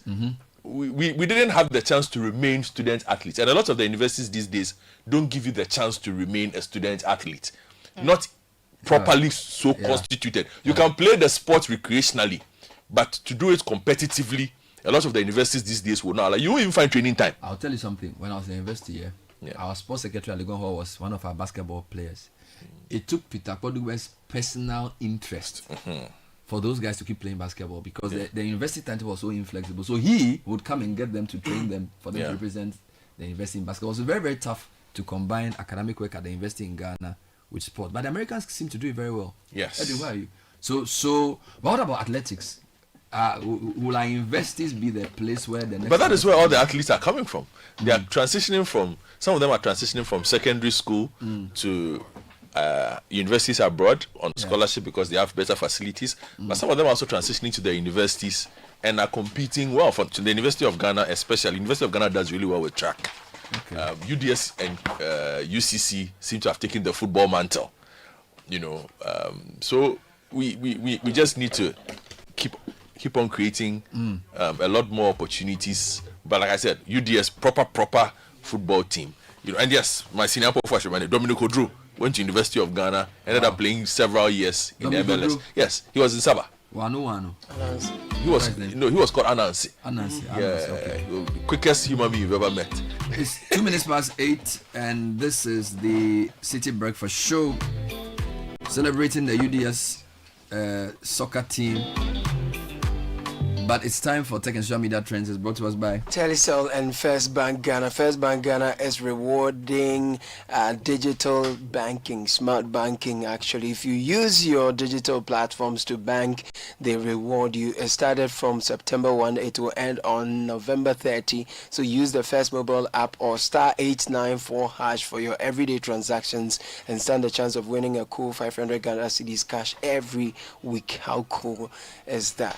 What are you waiting for? Grab your phone now, use First mobile app or *894# and you could be one of our lucky weekly winners. If you're looking to join the First Bank Ghana family as a customer, use the same channels, *894# or download the First mobile app to initiate the account opening process. If you have any questions, please call 0596 921 921. First Bank, you first. Edwin is here to give us more details. Edwin, thanks for joining us. Thank you for having me, Bernard. So, obviously, the first trend, UDS, trending alongside historic and world champions. So, the University for Development Studies, they won the FISU World Cup, the International University Sports Federation. That's what FISU stands for. Wow. And yeah, they played 5 matches. I heard you talking. They played 5 matches in the tournament, including 3 group games. Or 6 matches rather, 3 group games, 1 quarter-final match, 1 semi-final match, and 1 final match. Were unbeaten in the whole tournament, and they played Paulista University in the final, 1-2-1 after extra time. They actually played Paulista University earlier in the last group game, where they drew 1-1, again with a late equalizer. So it seemed written in the stars. The equalizer in the final was actually straight from a corner. Wow. Yeah, went into past the goalkeeper and straight into the net, and that was scored by Izzeddin Al Hassan. Wow. Yeah, so great tournament for UDS. Well done to They them. actually became the first African team university to reach the quarterfinals. And they decided to go and win so the whole everything thing. beyond that was historic. And they decided that let's go for the whole thing. And they won the whole thing. The Black Stars should be learning from this. Instead of saying we are the first team to get to semi, first team to get to, just win the whole thing. Yeah, they won the whole thing. Yeah, well done. Well done to the guys. They've been receiving commendations from everyone all over social media. So everyone recognizes how historic what they've done is. So now we move on to Stonebwoy, the dancehall reggae artist in Ghana. He graduated over the weekend with a master's in international relations and diplomacy from GIMPA. All right. And yeah, everyone is happy for him. People are saying that it's good that one of our artists is not just relying on his success in music and the arts. He's actually going for educational, bettering himself educationally. So yeah. Let me just moderate that. I think my understanding is that he posted that he has finished his coursework. He has his coursework. Yeah, so he hasn't graduated yet. He actually posted that he's graduating. Really? Yes, he's going to graduate. Not that he has graduated. It's because you had said that he had graduated. So he's finished the coursework. He's going to graduate. Yes, according to the information I was just given. And this is a GIMPA Luminous and Stonebwoy fan club. Yeah, because they've not had any graduation recently. You are the closest person to GIMPA and Stonebwoy in this company, so we just take it from this. Okay. Yeah, so that's it for Stonebwoy. We move on to Sarkodie, who held a successful Rapaholic homecoming event in Kumasi at the Babayara Stadium. It was really for lots of people. They defied the rain. They defied the rain. Because Kumasi was starting. Allah. Exactly. Yeah. And one of the major things. That's 1 million Ghana. One of the major things that happened was he brought out Shatawale. The two have had their issues, but they really acted on stage. But where does he get those things from? I don't know.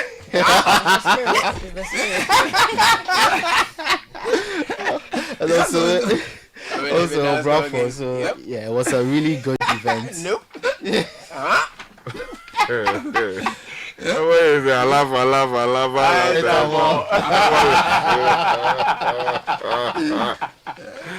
So he said there are plans to organize another one next year in Kumasi because of the success of this Rapaholic. Success music. Usually in December in Accra, but he decided to go home. Yeah, that's right. I mean, and Kumasi celebrated him in a big way. You know, it was a beautiful one. So the final thing, sports-related content, because a lot of the big teams, they lost over the weekend. Chelsea lost. Manchester United lost. Liverpool lost. Fortunately for Arsenal, they managed to come back and win. Yeah. There was also the Madrid derby over the weekend. Real Madrid where Real Madrid were heavily by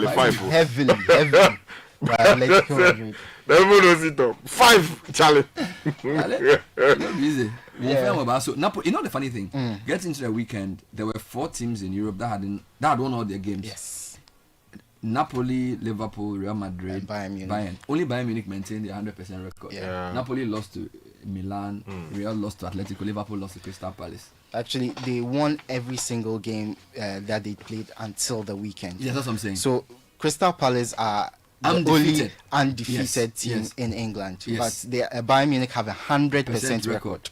And they finished them. I think Bayern Munich should join La Liga to make it more interesting.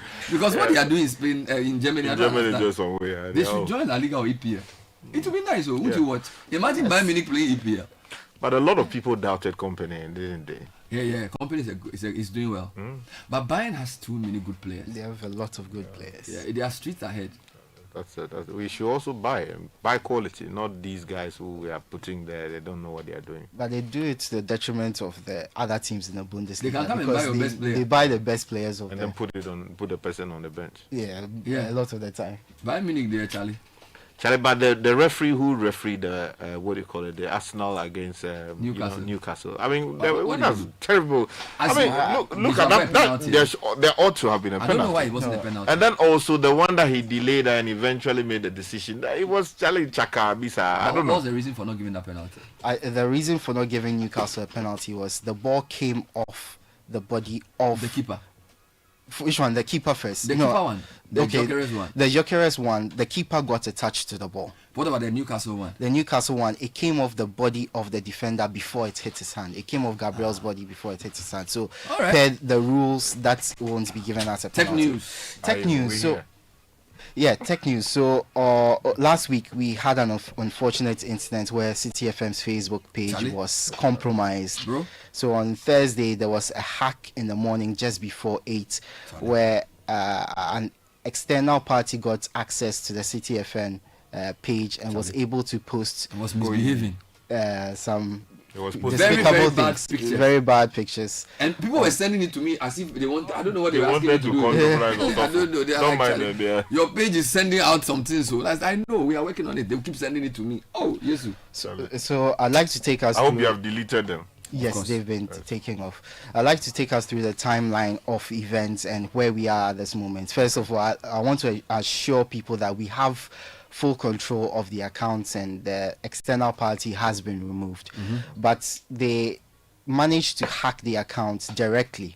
So they didn't compromise any of the individual members or content managers on the page. So it wasn't like one of the persons who manages the page clicked on something and allowed them in. They directly hacked the page and got access. But because of the stringent measures we put in place on the back end of our Facebook page, they were only able to get access to the stories. So they couldn't post on the main page of Citi FM, only the stories, and that's where everybody saw all that. So once the hack was happened, we got assistance, and we have to thank them a great deal for the assistance they gave us. First, there was Pastor Mauli, who is right here, Maximus Ametogo, who is an IT expert. Then we got assistance from the cybersecurity authority, the Meta engineers, and also the technical advisory team of KPMG. So let's take it one by one. Yes. Mauli Chikata, Maximus Ametogo. Yes. Cybersecurity authority.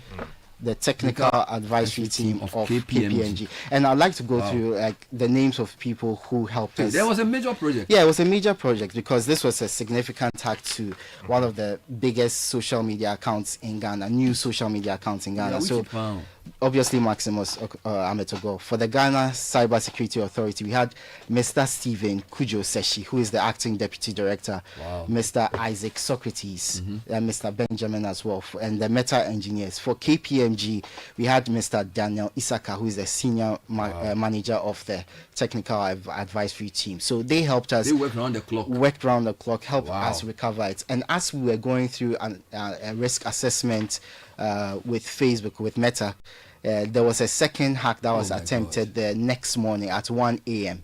So obviously they got access to the stories again, not the main page, only the stories, and they started posting. What did they benefit by doing that? I don't know about that. So we'll discuss it on another day. Yeah, like, why would you go on somebody's page and be doing that? I also ask yourself why people were going just to see the GUI. Well, we don't know what people were going to do then. I don't know. It was just terrible. So once that was done, we recovered access to the page, but now we have it fully. Because of the way we defended the accounts, put in stringent measures, we have the account fully, but we are now going through a 1-week risk assessment with Meta before any posts can be done. So we are doing that to strengthen the account. The team will be giving education on how to protect their own accounts, because we don't want other ways of them getting in. Spend some time educating the public on how to protect their accounts from hackers. Maybe in the course of the week. Just to quickly say that those of you who are on WhatsApp groups and in all kinds of very strange links are posted there. Don't click the link. Please avoid clicking those links. And then also, if you're on your Facebook wall, or maybe you are in your email, you find some strange name saying that, oh, this is an invoice from so and so, and you have not ordered anything. Don't click it. Don't click on anything. Yeah, so currently only the social media manager of Citi FM has access to the page. That's Emmanuel Parkwisi Owusu. He has the sole access to the page. And once the risk assessment is done, then things will get back to normal. But we want to assure people that we have full access to the account, and we apologize for the content that was put on our pages, because it was not pleasant to see. Thank you, Edwin Kwakufi. It's Telecel SME Month this September under the theme Connecting the Next Generation of Entrepreneurs. For our young emergent entrepreneurs, this month is loaded with major vibes tailored to your growth and ambitions. Sharpen your skills at the Telecel Business Runway and the AI Workshop, and connect with other change makers at our very first Telecel Red Mixer, an exclusive networking event. There's more. Unlock tailored products designed to match your unique business goals this Telecel SME Month. Your time is now to transform your genius into impact. Keep up with all the action by following Telecel on social media for updates, or visit our website www.telecel.com.gh/business. Telecel, connecting energies. Listen, guys. One day, an old lady inherited a huge sum of money. Her family worried about how to break the good news to her. They feared that the sudden good news might give her a heart attack, and so they decided the family doctor, who was experienced in delivering such news, should be the one to tell her. And when he did, surprisingly, she smiled. Relieved, he asked, "What are you going to do with all that money?" She replied, "I am going to give you half." The doctor rather had a heart attack. Can you imagine? People are often surprised when we put them first. At First Bank, that's what we do. We put you first. Experience the gold standard of banking with First Bank. Open an account today and enjoy our user-friendly mobile app, quick banking via *894#, convenient shopping with our Visa Prepaid and MasterCard, and more. All designed to serve you better. First Bank, you first. Join the conversation on the Citi Breakfast Show on Facebook at facebook.com/Citi97.3, Twitter at twitter.com/Citi973, and Instagram at instagram.com/Citi973 with the hashtag CitiCBS.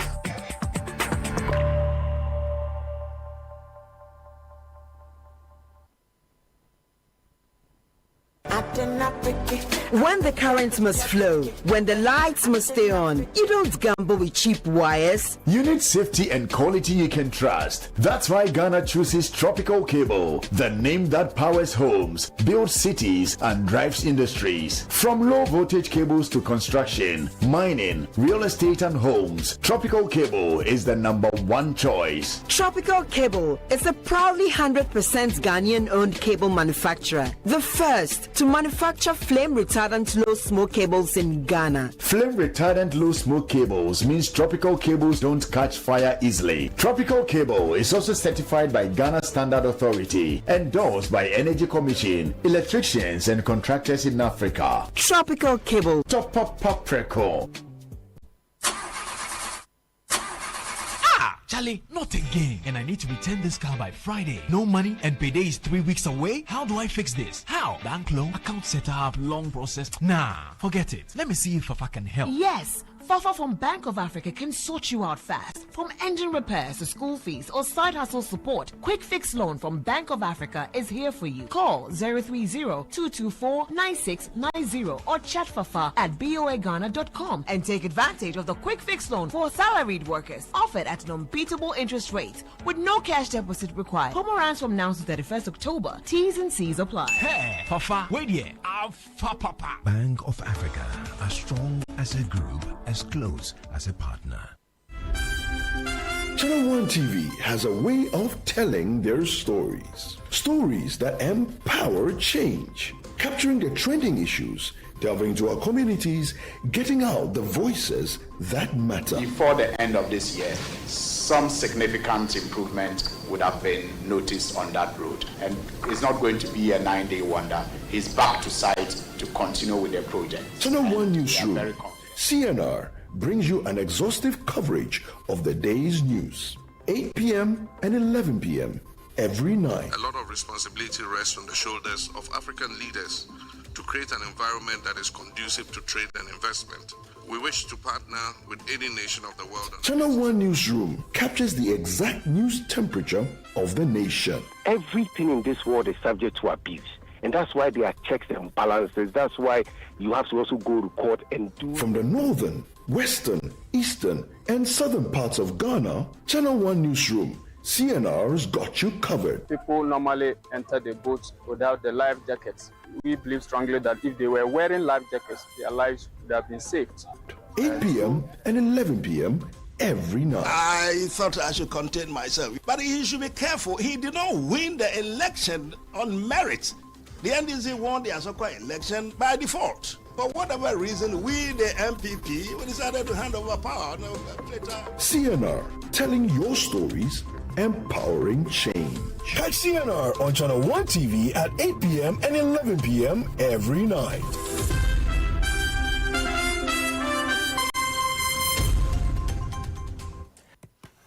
You can't tell what your baby will become or what his interests will be. But you can help her get a strong start with good nutrition.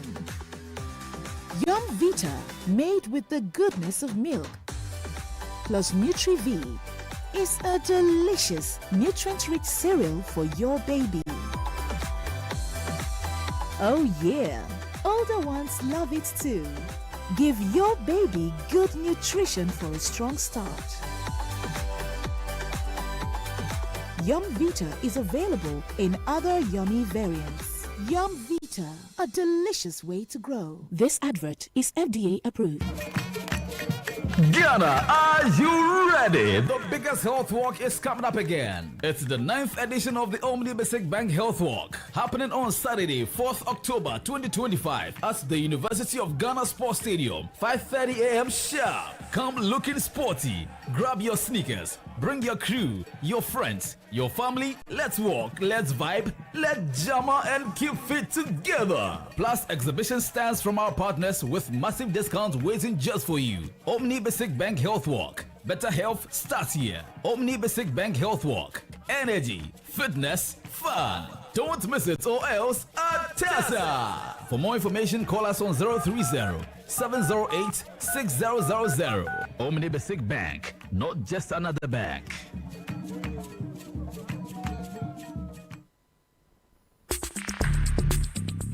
Join the conversation on the City Breakfast Show on Facebook at facebook.com/City97.3, Twitter at twitter.com/City973, and Instagram at instagram.com/City973 with the hashtag CityCBS.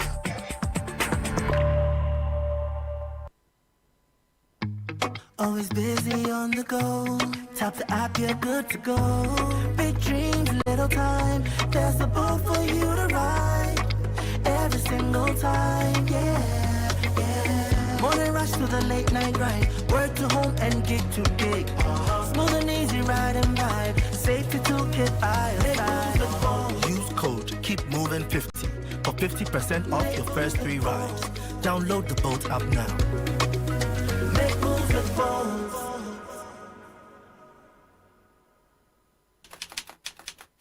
If you know these sounds, you didn't just live through the 90s. You lived the experience. Back then, connection took minutes. Today, it takes a blink.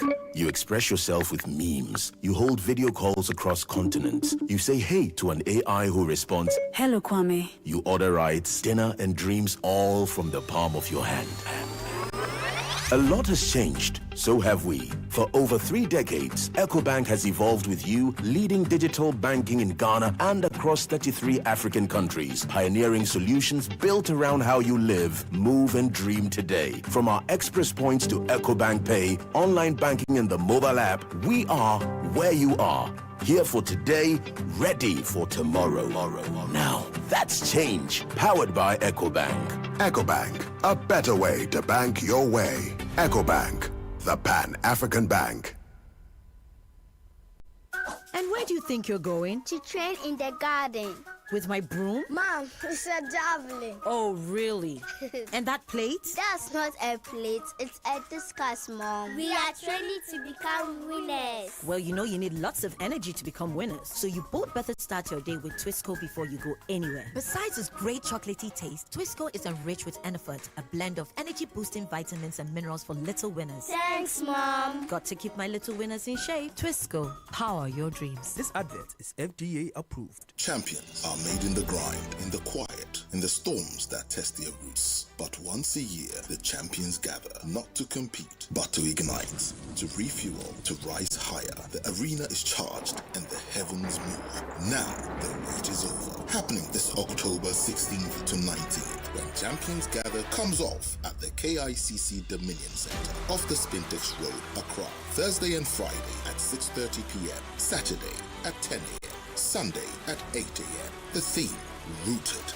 Come and experience the dynamic and powerful ministry of Pastor Matthew Ashimolowo, Reverend Steve Mensah. Got teens and kids? We've got them covered. There will be homework support, PJ Movie Night, and Super Sunday Fun. Free transport from Coca-Cola Roundabout. When Champions Gather 2025. Thursday, 16th October to Sunday, 19th October. Be there. Come with your family. Be rooted. Be unstoppable. Be fruitful.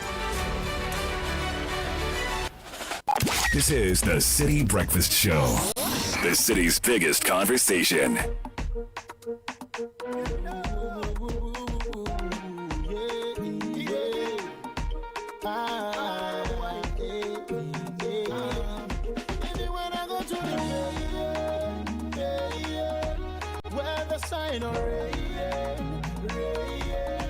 One thing got me moving on, cause my sorrows will be gone away tomorrow. Who got no fear enemy any day? They're gonna do the day. Who got no fear enemy any day? They're gonna do the day. Who got no fear enemy any day? They're gonna do the day. Who got no fear enemy any day? They're gonna do the day. Even the song I they sing where they inspire them. Life I live with they inspire them. In a my thing they put I again. Even the speed that they use where they retire them. I'm on top of me thing, I'm a control. Them they do the pose. I buy them, I get buy the primo. Like I run by job and then you wanna go to the where the shine one thing got me moving on, cause my sorrows will be gone away tomorrow. Who got no fear enemy any day? They're gonna do the day. Who got An eventful month for Ghana sports. City Breakfast Show this morning is speaking some of the key highlights. A great weekend at the City Business Olympics. 47 companies, hundreds of participants, many disciplines, fantastic vibes happening at the Eden Heights. I had a great time. You know Soloku. Oh my God, it was so good. It was good to have a good old Jama session. The spontaneity of all of that really bringing matters to a head. Fire on Saturday. You were on fire. You know, when the Jama team is good, back to back, every song is good. And there were 3 guys on the horns. I know the horns are my favorite instruments. So it was really nice. So here's the question. Are you still undecided about taking the SG Ghana low interest loan? Thousands of Ghanaians are already getting things done with our loans. You too, you can. It's called the Yasa Tisu Loan Promo. If you earn a salary, you are on control and accountant general's payroll, you work with an SG Ghana listed institution, or already bank with SG Ghana, the clock is ticking. Apply and receive a loan from SG Ghana for your personal or business needs and enjoy unbelievably low interest rates. Call 0302-214-314. SG Ghana, the future is you. Yum Vita infant cereal with milk is making feeding time for babies 6 months and above easy. With 3 delicious flavors, rice, wheat and maize and wheat, baby gets a variety of cereals. It's enriched with Nutri-V, which contains 16 essential vitamins and minerals, including zinc, iron and calcium. We recommend you only add previously boiled water, stir and experience the joy of feeding baby. Yum Vita is nutrition for a strong start. Enterprise Group has many awards. Our CEO was named CEO of the Year at the 2025 National Business Honors Awards. Mrs. Akosia Ansa Entry, MD of Enterprise Insurance, also received the top honor as CEO of the Year General Insurance category, while Enterprise Insurance was crowned General Insurance Company of the Year. To add to this, Genevieve Cornelius, GM of Transitions, was recognized as an outstanding business leader in the interment industry, with Transitions named the Ultimate Funeral Services Company of the Year. At Enterprise, our mission is simple: to give everyone who comes into contact with us the desired advantage, because we are the best at what we do. Enterprise, your advantage. And if you want a British degree at a fraction of the cost, you want a vibrant student experience in a community that builds your confidence, equips you with real-world employability skills, enjoy all these and more with scholarships available to support your academic journey at Lancaster University, Ghana. You'll be taught by expert faculty trained to UK standards right here on our campus in Ghana. Visit www.lancaster.edu.gh or email admissions@lancaster.edu.gh or call 0248 656 274. Lancaster University, Ghana, the only British university campus in West Africa. Tell me what you are proud of. At First Atlantic Bank, we are proud to be crowned Digital Bank of the Year, not once, 2 times back to back. This isn't just a fancy title, it's a celebration of our commitment and relentless drive to give you the ultimate convenience in digital banking, whether it's through your mobile app, internet banking, USSD, or any of our seamless platforms. We make sure your banking experience is truly safe, fast, and secure. So why settle for less? Join the Purple family today and experience the true meaning of smart banking. 2-time Digital Bank of the Year back to back. If you enter your ear, follow the conversations on socials. First Atlantic GH, First Atlantic Bank, refreshingly different. Good morning, Ghana. Kickstart your day with irresistible chocolatey goodness of Twisco, enriched with NF4, a combination of energy boosting minerals and vitamins, including B vitamins, vitamin C and D, iron, and many more. At just 2 Ghana cedis, you can treat yourself and your little ones to a rich, delightful, chocolatey taste of Twisco and power their dreams. Simply mix with water, add milk, stir, and enjoy. The kids can't get enough of it, so why wait? Head to your nearest store and grab your Twisco 20 gram sachet, 400 gram, or 400 gram tin today. Twisco, power your dream, is an advert that's FDA approved. It's winning season again. It's time. We're not chasing wins. We're collecting them. Luckiest is back again, bigger and better with chances to change your life. First, grab your phone and dial *712#. Choose option 1 to buy a ticket for yourself.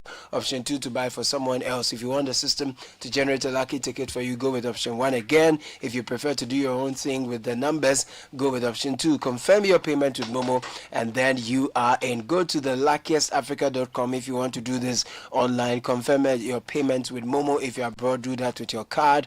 This is your golden chance. Hop on and let's get lucky together because luck is everywhere. Later in the morning, I'll bring you a conversation on harmonizing cross-sector policy for EdTech adoption in Ghana. I have some very interesting panelists. Nina Ofedi Okoroafo. Oh, Nina. She's a youth rep for AFUB, Ghana Blind Union. We have Miracle Gavo, Executive Director of GSET. Manuela Sechi is the founder and CEO of Musla Train. And Erica Suenia Sante is an award-winning teacher. It's airing this morning from 9. It's part of EdTech Mondays, brought to you by MasterCard Foundation in partnership with the Meltwater Entrepreneurial School for Technology. It's been a very eventful week for sports, a really great month. But there was a blot, the death of a boxer. We discussed it on Thursday. Yeah. We understand there's some new development there. Following the discussion on Thursday of the need for the sports authority and the boxing authority to get its act together. What has happened, Godfred? So following that conversation, the National Sports Authority issued a statement basically putting a halt to all boxing activities until certain things have been done. That includes the formation of a boxing normalization committee, which we are told will be inaugurated today. Now, on that committee will be Mr. Samir Kaptan, a former chair of the Ghana Boxing Authority. Good. 3-time world champion, Burma Azuma Nelson is on there as a special technical advisor. I'm looking at the list. Brigadier General Ishmael Benkote, he's a seasoned boxing administrator. Ni Akwe Bruce Thompson, lawyer and editor of the Supreme Court of Ghana Law Reports. Very good. Dr. Eric Tete Ayite, an internationally accredited ringside medic. He's a youngin in there. Kucho Furiasari, long-serving trainer of the National Amateur Boxing Team. There's Lester Niama Kwating, financial consultant and boxing investor. And there's Nat Ato, who has been covering boxing for years and is a seasoned ring announcer. What will be their terms of reference?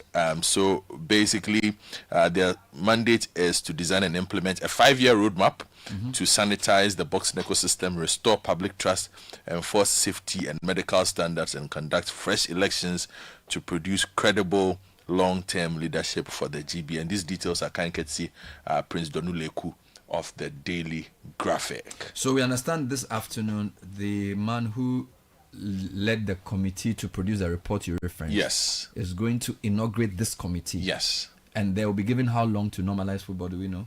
Boxing, you mean? Boxing, yes. Yes, I don't know exactly how long this will take, but I'm sure we'll get details once it is launched. But again, if we had done this a while back, maybe in November, things should have been started. So his report, the Nigerian boxer died in February. In March. The report was in April. Good. So if we had implemented yes, would be November. Would have had boxing running normally by now. From November. So we've lost about 6 months. Yes. Okay. But at least now the committee will be inaugurated and they'll be given some time to work. Yes. But does that end the issue or the other reforms that are needed? Or no, I think that this is a great start. And the caliber of people who have been named know exactly what is required to get the sport back on track. I know a lot of people are upset. IT Powers was upset over the weekend because his fight got cancelled and all that. But ultimately, somebody must be responsible for the lives of the people who participate in this sport to make sure that it is done and it is organized properly for people to, those who enjoy it, to enjoy it, for those who participate in it, to participate in it safely, in a manner that allows them to grow and represent the country properly too. Because we also haven't had a boxer represent us properly in a long time due to the current system that exists. So, baby steps, but at least there is progress. And I must commend the Ministry of Youth and Sports for the swift statement they sent. I think it was Friday, right? Yes, it came from the National Sports Authority, actually. Good. After the because I think the matter had not been really properly digested. Yes. Yes, and to wait for somebody to have died, second death. Yeah. By the way, has he been buried, Baubali? I will have to check with Gabriel Ofair on that. But like I said, I really think that the promoters or the state should at least take over his family or something, because Charlie, the amounts they are paid to go and die in the box, it wasn't a world championship fight or anything, but Charlie, for a boxer to be killed in this manner, it's terrible. Yeah, and these are some of the things that this committee will look at doing it, but also for Ernest Akushe's family. I hope they are able to help them. They can also get some closure. Because closure is always the most important thing. The last time a normalization committee came into the news was a football normalization. From that experience, should we be optimistic? Depends on where you stand. No, because you need to be at a low state to even occasion need for normalization. Yeah. So that tells you that things have gone really, really bad. Yeah. So at least they've admitted that boxing is not in a good place. Yes. And we have a talented country. And we have known this for a very long time. You see, sometimes we know that there are problems. Nobody is willing to handle it. And you and I have always said this, that look, the work of reforming our country is not a work for people who seek popularity. If you want to be popular and want people to like you, you can't do the work. You can't do the work. And sadly for us, most of the time, we have people who want to be popular and people who want to be liked, occupying some of these positions. And so they do the barest minimum. They want to get by so that, they don't cause too much upheaval in the system and go. But we have so many problems in these spaces that sometimes you require somebody who is willing to append the bucket and say, look, everybody get out and let's do this. And hopefully this is one of those moments. We were not able to do that fully with football. But the nature of football and the nature of this sport is different.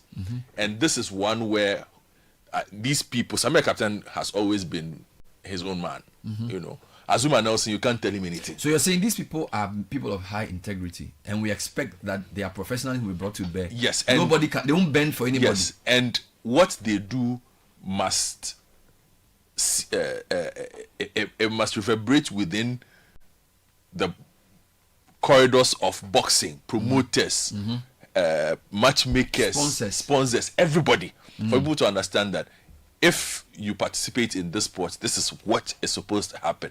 Give us proper structure. If you look at the challenges we face in boxing, how low have we sunk? I'm asking this because last week you said to me that a lot of the fights are not proper fights. Like basically somebody wants to fight somebody because there are two names. Yeah, and they'll make money. So we've gone off a bit. Yeah, you see, what has happened is, and the people we use the popular, you heard Coach Nimli say it, Achiagbeshi. Basically, these are setup fights. It's part of boxing.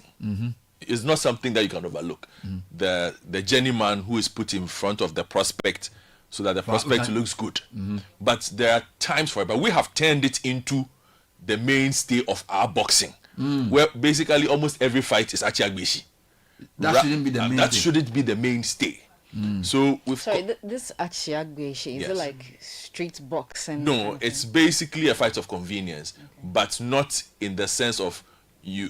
There's almost a guarantee that one person is going to lose, and you know who that person is. Generally, a boxing bout is based on who's the number one contender, track record, a certain competitiveness. You build a boxer.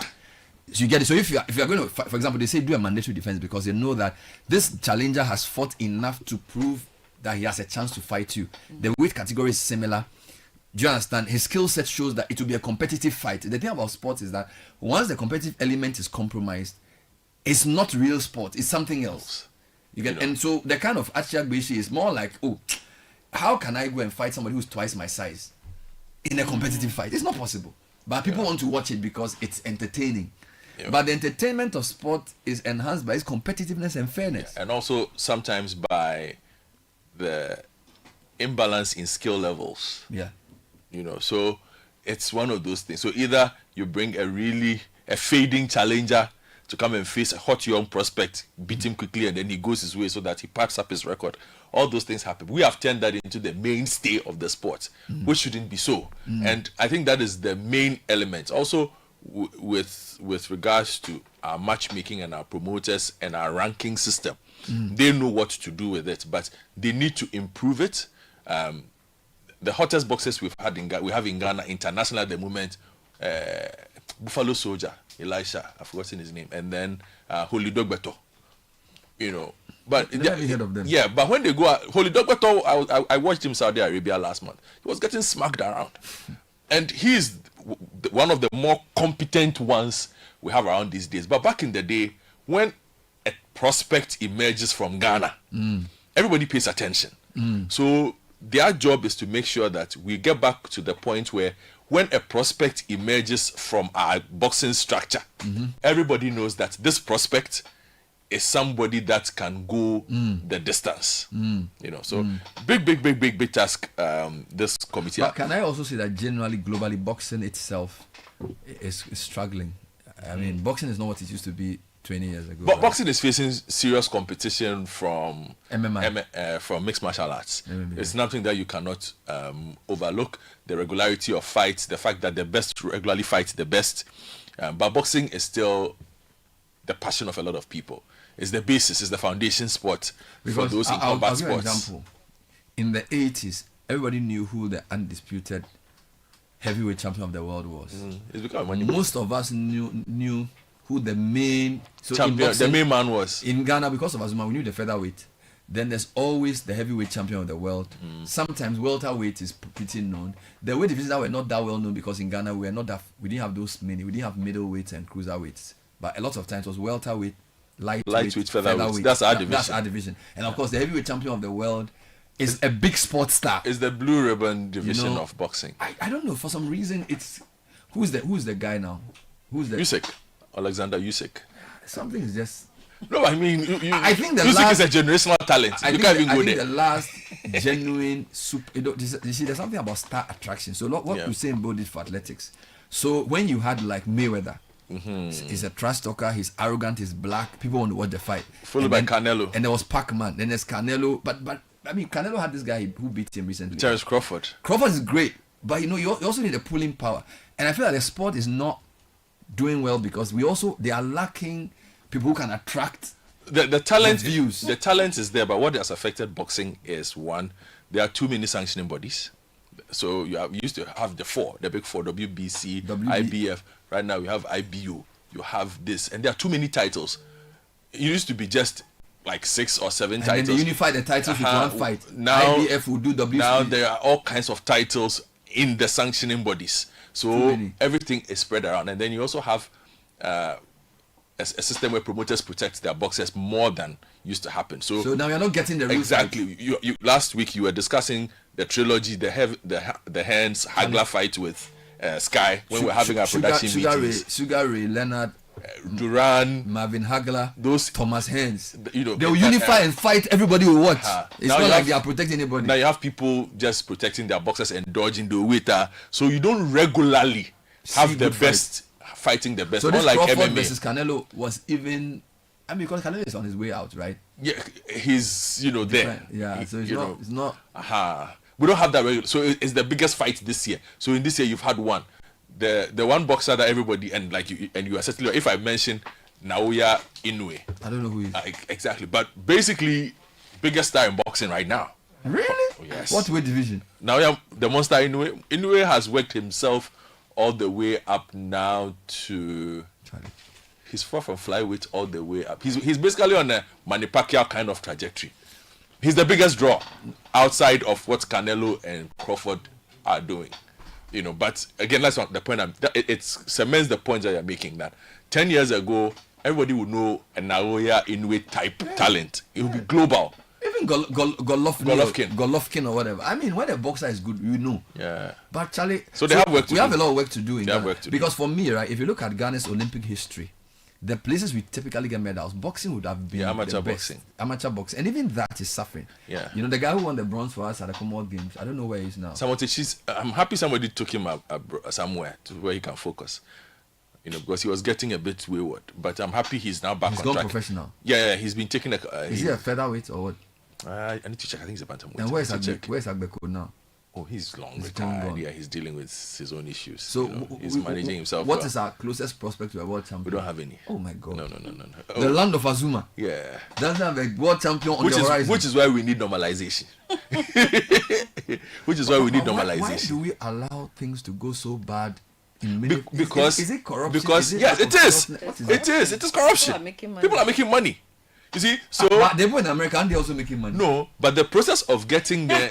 Why do you need to be corrupt to make money? People are making money generally. Why do you have to? It's like it's almost like saying that you don't need. You can't. Easy money. Maybe less qualified. Easy money. Aren't people making money the proper way everywhere else? Easy money. Easy money. Oh come on, guys. You see, so we all lose. Exactly. No, but which is why but the they don't care. Interest precedes everything. You see, which is why I'm saying that they need to fix the divisions. They need to fix the rankings. They need to fix the promoters. They need to fix things so that we see proper challenges amongst themselves. So that by the time a boxer is, if we say the top ranked featherweight in Ghana boxing, the top ranked featherweight in Ghana boxing should be top 3 featherweights in Africa all the time. Yeah. The top ranked lightweight boxer in Ghana should perhaps be the best lightweight boxer in Africa all the time. That has always been the standard. When Isaac Dogbe, who was the last, I would say, relevant boxer we had, was fighting in the division that he was in, who was going to compete with him in Africa? Nobody. He was quite clearly the best in that division. So we need to get back to that point where we are producing world-class elite talent. We are no longer producing elite talent, and that's what the thing that pains me, that the most popular fighters are the West fighters. So it's almost like we are going for the absurd. Like they have powerful names, they have but there's now a focus more on the antics than the skill. Yeah. The other time I was like talking about I mean no offense, but Bukom Banku, if you watched Bukom Banku when he was an amateur boxer and the early days of his professional career, Bukom Banku was a top tier talent of boxing. When he started, he had very little flaws. Bukom Banku's biggest flaw is work ethic. Talent was not a problem. He did not have the work ethic to see him through. So he could have become a real great champion. Bukom Banku was basically James Toney reborn. He had everything. But then you have his son, for instance, who is being pushed in a certain way. And if you watch Ambitious Tilapia, and he's a big draw. If Ambitious Tilapia is fighting, everybody wants to go watch.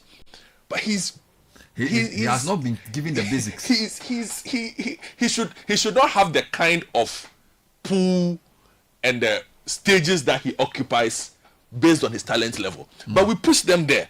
So once they start getting there, we're like, oh, the next time you will see he's in the UK fighting.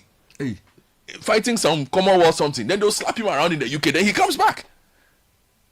We need to get a bit more serious with that. And so Azuma Nelson, Samir Captain, all these persons, Nia Kwe Bruce, Brigadier General Ismail Ben Korte, Dr. Eric Tete Ayite. Look, you have a big job, and I hope they listen to the professionals. Okay, like let me take you to a different direction. Not boxing. Take me. I've read a few places people say that we should, and this don't insult me. The people who are the UDS football team should replace the Black Stars. I've heard a few people say. I've heard people say. People are just. I want you to just deal with it for me because who said that? Even who said that? Even on my phone, because somebody sent it to me. They don't understand. No, it wasn't Obeku or somebody. James Obeku. Oh, tell me. No, yeah. See, good morning, Bernard. Good morning. Please make time and watch the playback of the UDS versus Paulista match. The quality of their play is unmatched. They forced the Brazilians to defend and play the counter for 90% of the game. The whole team can easily replace the Black Stars. This is James Obeku telling me this. And it's not the only person. It's even trending. Just start off here. I want we can't get any quality out of it. I've not said that. Use your professional journalist. I'm asking you a question. No, Sky. You and I, we are soccer fans. He is a sports journalist. Yes. I am not a sports journalist. Okay, you are trained as a sports journalist before you decided to look for money. So, is the team owner. Football fans can say what they want. But I feel somebody needs to be put this in perspective. You can't say that because they won World University Games to replace Black Stars. Do you see what Semenyo did yesterday? Did you see the kind of thing Kudus has been doing? It's a different level. So let's not malign the Black Stars because a team I think has it's born out won of humor. A World Cup. No, it's not. It's born out of humor. No. I but think it's I'm born sure out of we humor. can get one or two. It will shock you. Out of this team. Go for it. It will shock you. We? Oh yeah. Go watch a team play in that black top, white top, thinking that it's a Ghana national team. The thing is better than the Black Stars because they are more coherent. Yeah, but because it's team. No, it's but you teamwork, meet what you play against what you meet. If this team goes to meet any national team in Africa, they will lose. Because it's not the same level. National team is different. So let's not, no, but you see, don't say that. Explain it because more people say, oh, they should replace Black Stars. You've explained it. Black Stars. Charlie, you remember that at a certain point, the late coach Atuku. You've explained it. Yeah. He used the hearts of football. About 90% or about 70%. Yeah. And what happened? A lot of them. No, we played. They lost 3-0. No, we spoke against Nigeria. Ghana. No, was it 3-0? No, it was 3-0. No, we drew. No, we drew that game. No, we drew that game. You can check. No, we drew that game. They beat us. We drew that game. You can Google it. No worries. We went to Nigeria with a local team. I remember we drew that game. They beat us 3-0. Sky, you cannot. So UDS have done a great job, but people should stop. You know, this is the thing I don't like about Ghanaians. Somebody has done well, you have to use the opportunity to diss somebody else. You understand? So because UDS has won, it means Black Stars is not good. The logic doesn't flow. No, UDS have won a World Cup because they've beaten all university teams. National team is a different ball game. This team has stayed together for so long. National team, you call them on October 10th. They are playing a match on October 15th. How do you expect them to play the same coherent football a team that has been together for 2 years will play? You know, people have to, you know, it's something about us that I don't understand. So now they should replace Black Stars with UDS. Oh, I said people are playing. They are not. People are playing. You know why? Have you heard I don't think anybody was serious about that. I want to say something about the UDS World Victory. I think first it's impressive, but I want to raise the matter of academic credit. Their students. Bernard talked about them being rewarded for the things that for the feat that they had chalked. So beyond, for instance, a car or a house or money or whatever, I'm also thinking that as they are university students, playing these games, going to the international level and winning should count to their GPA. Exactly. Yes. I hope the UDS will do that. The Provost Chancellor is there. You see, what I'm trying to say... But the difficulty is our universities don't do that. Yeah. It's extra curricular. Our universities don't have a system that recognizes the validity of sports excellence. That's the issue. And this one should be a turning point because how many researchers from UDS have done anything globally significant? But the footballers have done it. At the end of the day, national pride is also critical. So I'm saying, find a way to honor them and also create a proper sports program where, as you said, the grade point average of students, those who excel in sport, it will count for something. Not just sports within the university, but even externally. It should count towards their GPA. I think it will save athletics because I think a lot of our athletics talent is in the universities. And if the universities can find a way to encourage people, I've had people who are so good at athletics who have had to sacrifice it because they want to pass their exams. Yeah, you know. Godfred hinted on that. The balance. You always have to. I played football in school, but you have to focus on academics. But Akuto, if you like, I have scan I am the scandalized. Ghana. I am done so. See, me, I'm saying that. I'll ask you. Ghanaians are using the coherence of the team to assess them. You see, if Ghanaians will say, from what we saw the UDS team play in a tournament, this is what we said Black Stars to do. I agree.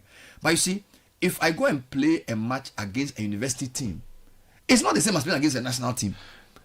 So you cannot judge Black Stars on the basis of a team that has been together for over 2 years playing other university teams.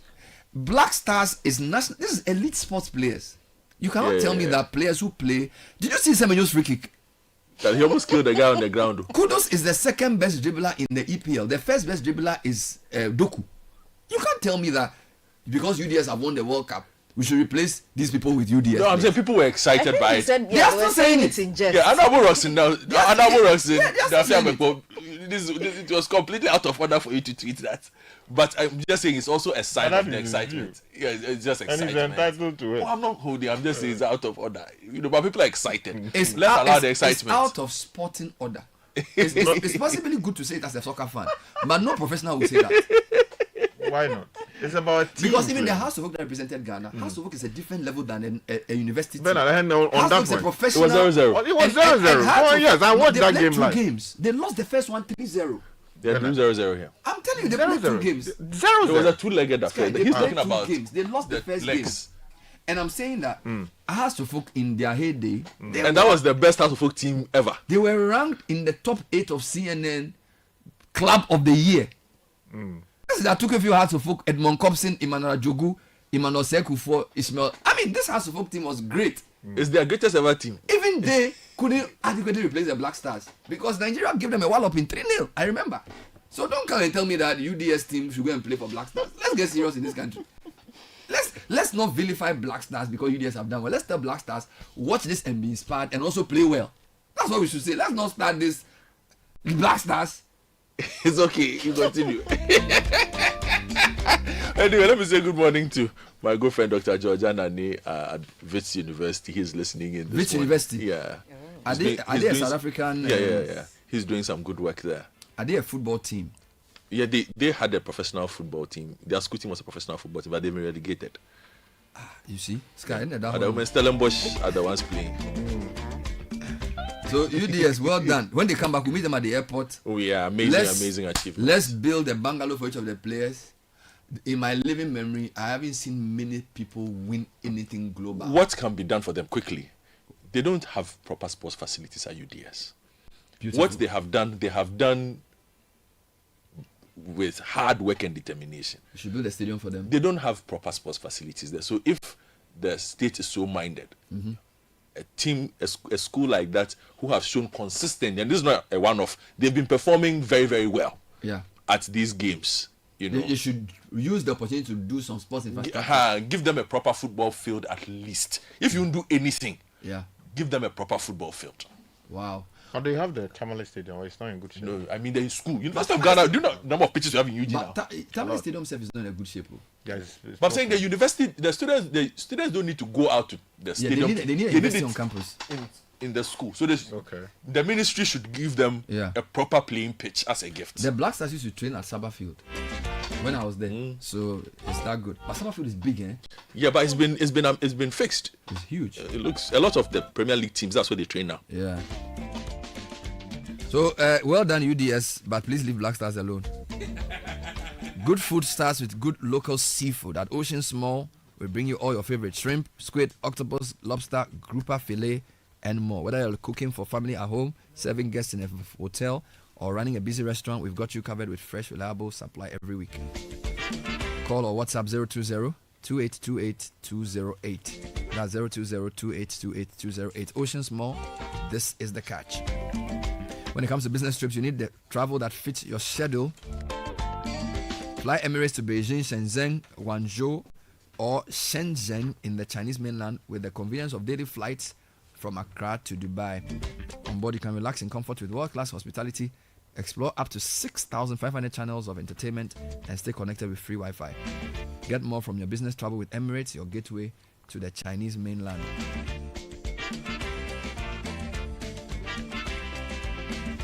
And if you're busy, if you're building big, Vaniado is ready to build with you. From high-end apartments to office blocks, hotels to private homes, Vaniado is a trusted name for premium finishes at project-friendly prices. We supply luxury bathrooms, Scavolini kitchens, and tiles that combine international quality with unbeatable value. Perfect for architects, contractors, developers, and interior designers. Visit the Vaniado showroom at Ring Road, opposite Laboni Junction, or call 055 000 0031.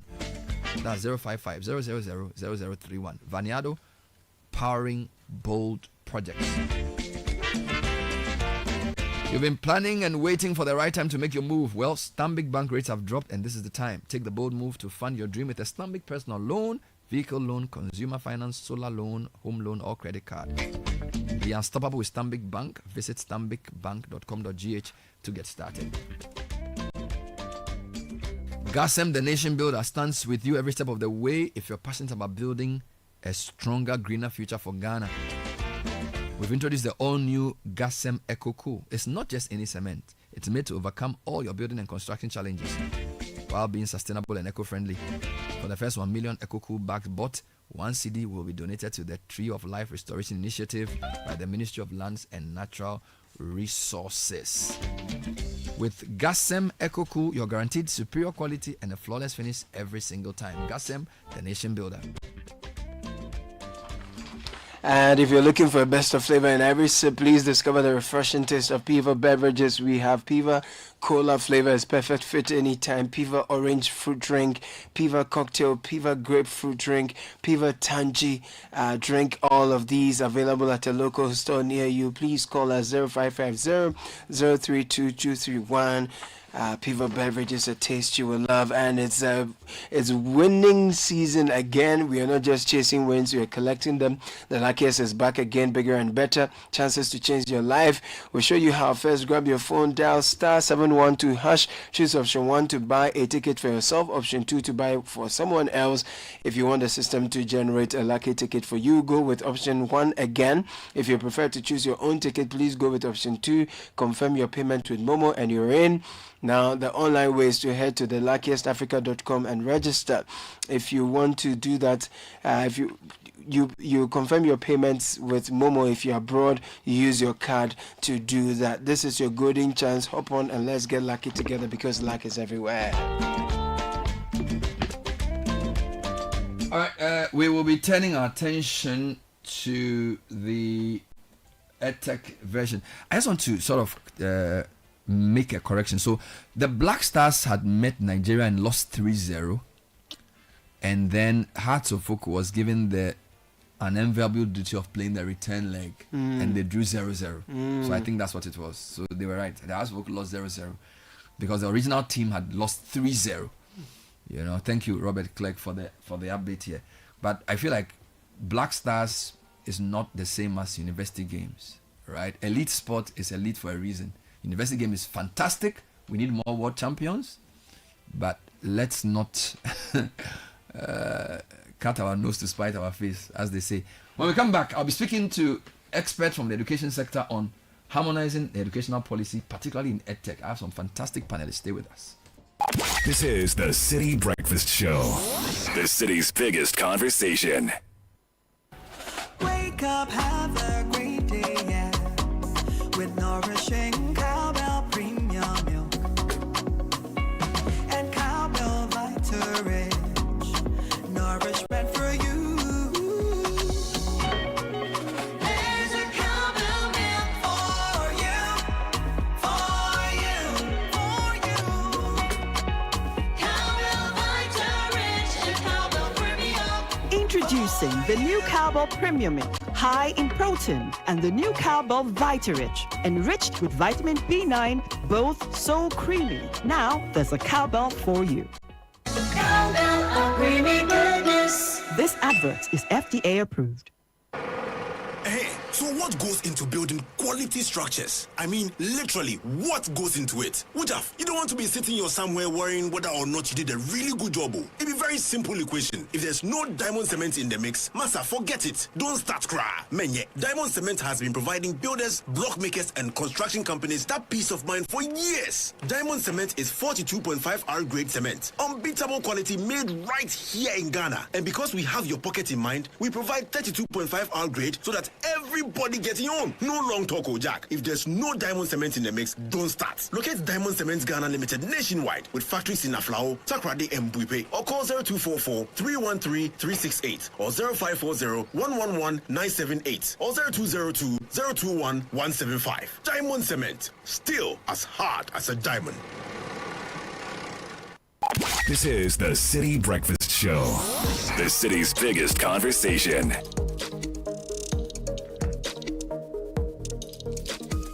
From the University for Professional Studies, Accra, From the University for Professional Studies, Accra, this is the September edition of EdTech Monday.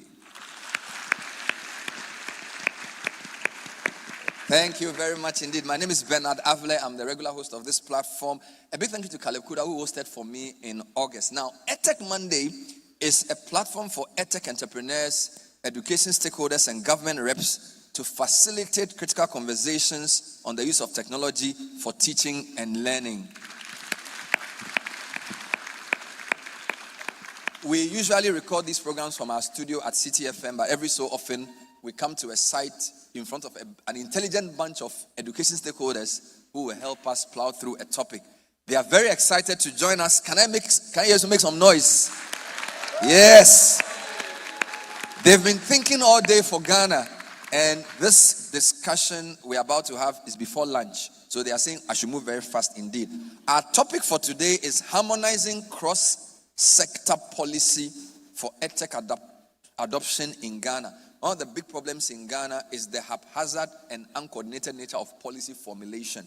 And so this panel, who have expertise from 4 big areas, will help us harmonize the policies around EdTech. I have 4 very exciting people to speak to.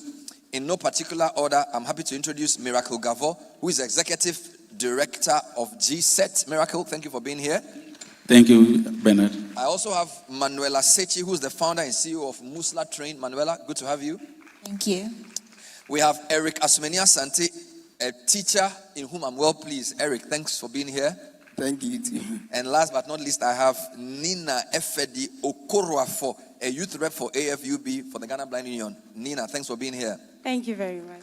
Amazing stuff. We are very grateful to the MasterCard Foundation for catalyzing these very important conversations. The EdTech Mondays is an initiative of the MasterCard Foundation's Regional Center for Innovation or Innovative Teaching and Learning, and part of the foundation's strategy for solutions to Africa's youth employment program. It wants to bridge the gap in access to quality education and advance the integration of technology in education policies. Now, to realize this vision, the MasterCard Foundation has partnered with the Meltwater Entrepreneurial School of Technology, MEST Africa, to bring to you EdTech Monday, airing on the last Monday of every month. It airs at 9 a.m. on your award-winning Citi Breakfast Show, hosted by Bernard Koku Avle, the man who's sitting in the hot seat this morning. So what I'm going to do now is to ask each panelist to confirm that they are happy to be here and to confirm that everything I've said about you is true. So, Miracle, tell me in 10 seconds who you are and what you do. I'm a digital technology researcher focusing on how we integrate technology in education at the primary school level all the way through to the university level, supporting teacher educators to do that more effectively, that we can have teachers for the future. Wonderful. And speaking of teachers, Eric Asumenia Santi, you sound like a teacher of the future. Tell me more about yourself. Yes, I'm Eric Asumenia Santi, a computing teacher of NILO SDA School and an activist of technology integration. Amazing. In education. And an award-winning teacher for that matter. Yes, please. Wonderful. Thank you, Eric, for being here. Also have Manuela Sechi, who's the founder and CEO of Musla Train. Manuela, tell me more. Yes, so I'm Manuela Sechi, and I'm the founder of Musla Train. And Musla Train is a math EdTech solution, and our focus is on how do we improve math for learners and how do we leverage math to build critical thinking skills in learners. Amazing stuff. And Nina Okoroafo, tell me more about yourself and the AFUB. My name is Nina. I am a person with visual impairment. I'm a social worker, disability rights activist. Okay. I work for the Department of Social Welfare in the Accra Rehabilitation Center. But you mentioned AFUB. I am the youth chairperson at Africa Union of the Blind. Wow. And I consult for the Ghana Blind Union on the sports committee. You wear many, many hats. I'd like to hear more about your chess game later on. Let me start with Miracle. Why is cross-sector policy alignment critical for EdTech adoption in Ghana? It's not just beneficial, but it's also enhancing the process of implementation. When we talk about the cross sectors, there are several industries that benefit from education and have their own policies for how they want things to be done within those sectors. Now, the education sector serves as the human resource development space for all the sectors. So having a policy that connects all the agencies and how we train the human capacity to fit into the world of work and then provide space for development and our capacity building in general would make the space responsive to the development needs of Ghana. So can we conclude, even before we get into the discussion, that there are policy misalignments, for which reason this topic is important? Because we need to know what problem we are solving, right? So if we say we are here to discuss harmonizing cross-sector policy for EdTech adaptation, give me an example or evidence that we do have policy misalignments, for which reason we are having this discussion. I'm still with the miracle man. Right, yes. There is the data protection policy that's is out there. Now we're also looking at EdTech policy, for that matter, how we guide integration of technology. Now, in introducing technology in our classrooms, we are also saying we are going to be collecting some form of data, biodata on teachers, on schools, and then on students. But what is the data protection law around collecting students' data? It didn't specify. It treats everybody as a subject for the data protection. But student data is very critical in the sense that today's students' data that we collect, you put a picture of a student out there, there are tools that can tell you how that person looked in 60 years time to come. Now, the fear of that is the identity theft is in. By the time a child who is today is 8-year-old gets to be, say, 30 years old, his or her identity is already picked by somebody and then maybe committing a crime somewhere. That child gets jailed for nothing that he knows nothing about. And that is the kind of alignment we need to look at. What is our data protection law regarding students' data, regarding how people progress in their learning trajectory? Now, there isn't explicit alignment on our EdTech strategy and the data protection policy that we have as a country at the moment. So this misalignment also causes concern for how we integrate technology in our classroom and what happens at the data protection agency when people's data are flying all over the space. So for us to harmonize the data protection and then the EdTech strategy or policies across these two agencies is looking at who does these policies benefit and in whose interest are we formulating this policy and then the engagement we have with them. That's a great example. Is anybody on the panel willing to share another example of what you consider a policy misalignment, or is that a good enough example for us to work with? The fact that there isn't a harmonization between the data protection law and the usage of the images of students as an example. That's an interesting one. Anybody on the panel wants to add something to this, or can I move on to my next question? Yes, so Nina, if you can add something to this. I can give a very different example, but that helps to explain the same point. Good. So there also is the inclusive education policy, and I hear today that there is the EdTech strategy and ICT policies, but you don't see any of those policies embedded in the inclusive education policy.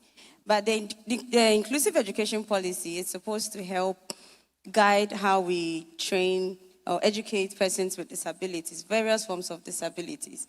Now we are saying we want to do EdTech, it should be inclusive, it should respect diversity. However, these policies are not embedded in the inclusive education policy. So two great examples, inclusive education and EdTech, data protection and EdTech. So let me come to Teacher Eric.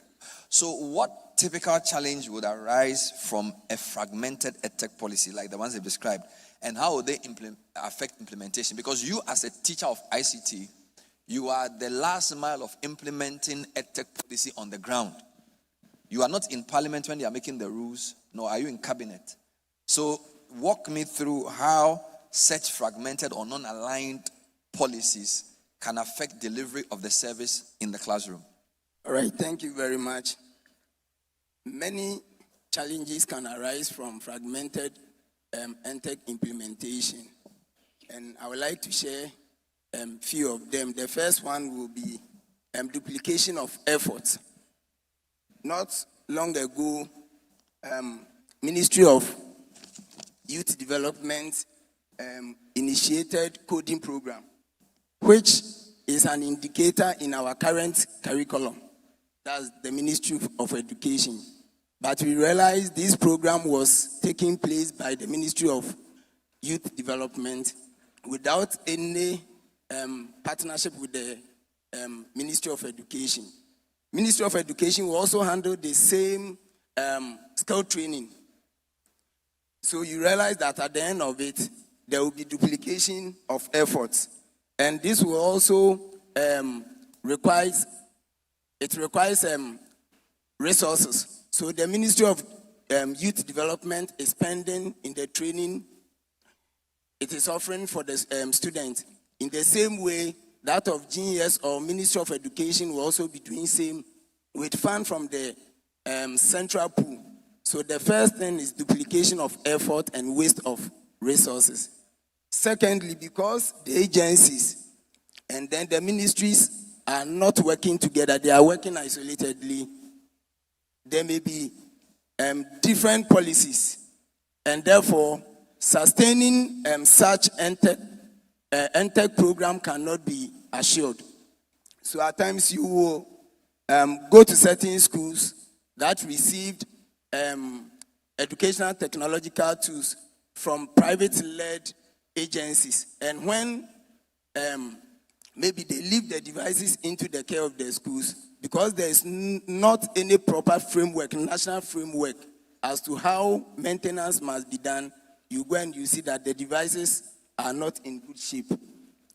Some happen to me. I have a foundation promoting technology integration in education, and in 2021, Nestle Business Services partnered me, gave me 50 laptops and 100 desktop computers. I donated to 6 schools.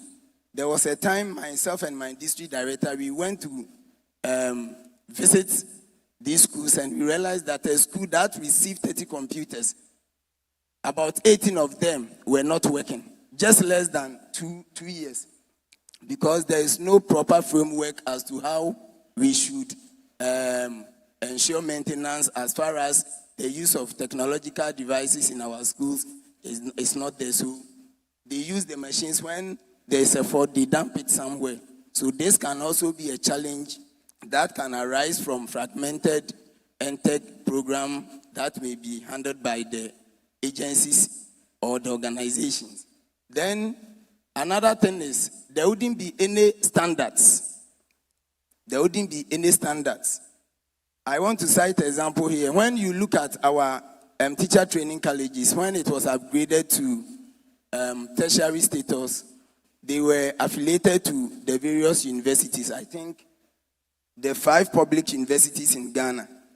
4 of them came together to draw a curriculum or to develop a curriculum for the schools. One school says no, one of the universities. I want to develop a curriculum for schools affiliated to me.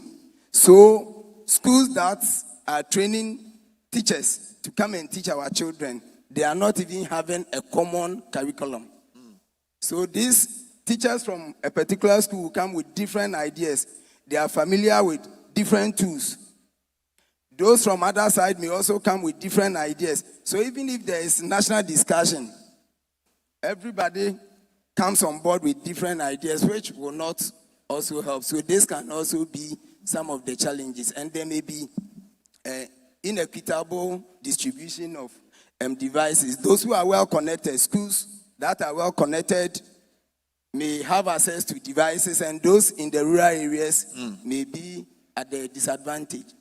So if there is a national policy, or we are coming together to do it as a whole, then we can think of bringing everybody on board where there will be equitable share of devices and other products. You've answered this like an ICT teacher who examines people. Charlie, 4 points, duplication of efforts.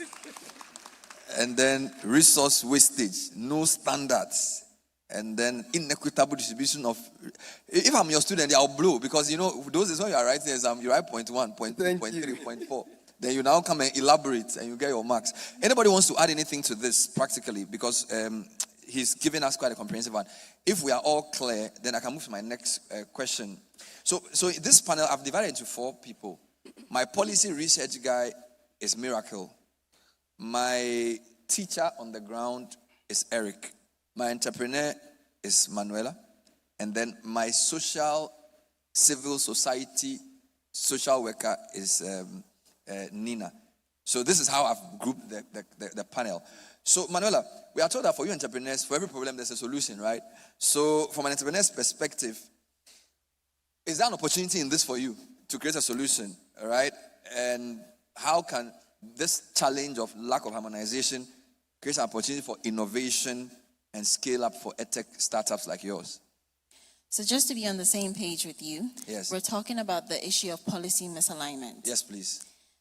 When I actually view it, and also in line with the question that you're asking, in terms of opportunities, I perhaps don't actually see it in that perspective or in that way. More so around the conversation of why the need for that to be tackled. Good. And how that feeds into the private space for we, the players that are in the private space. Good. So in terms of it being tackled, whatever we need to do on our end, whether it's through participating in programs like this to share our thoughts so that the conversation could be well streamlined and the solution could be presented, very much yes. But then in terms of the impact in the private space, we're saying that with better policy alignment, then we can engage public-private partnerships on a larger scale. Wonderful. On a scalable momentum, on a way that is structured, that is organized, and that we could actually give time and give intentional efforts to get to target. How do we involve private stakeholders like myself, like other players, with public? How do we structure it? How do we organize it? And we have a policy alignment that would support what this could look like at its best. So what you're saying is that if there is policy misalignment, it affects the ability of private startup and entrepreneurs from engaging EdTech in a meaningful way. It does.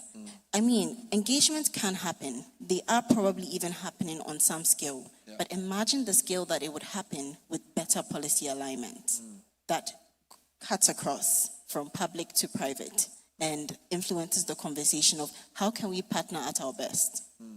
I'm trying to think of a way in which lack of policy alignment affects you. So let me try, and then if I'm wrong, correct me. So I know, for example, that when COVID came, so we all needed ways of reaching students from distance, right? So entrepreneurs like yourself who had tools, if the government was minded to allow you to use the tools and find a way of paying for those tools for the schools, it would make life easier.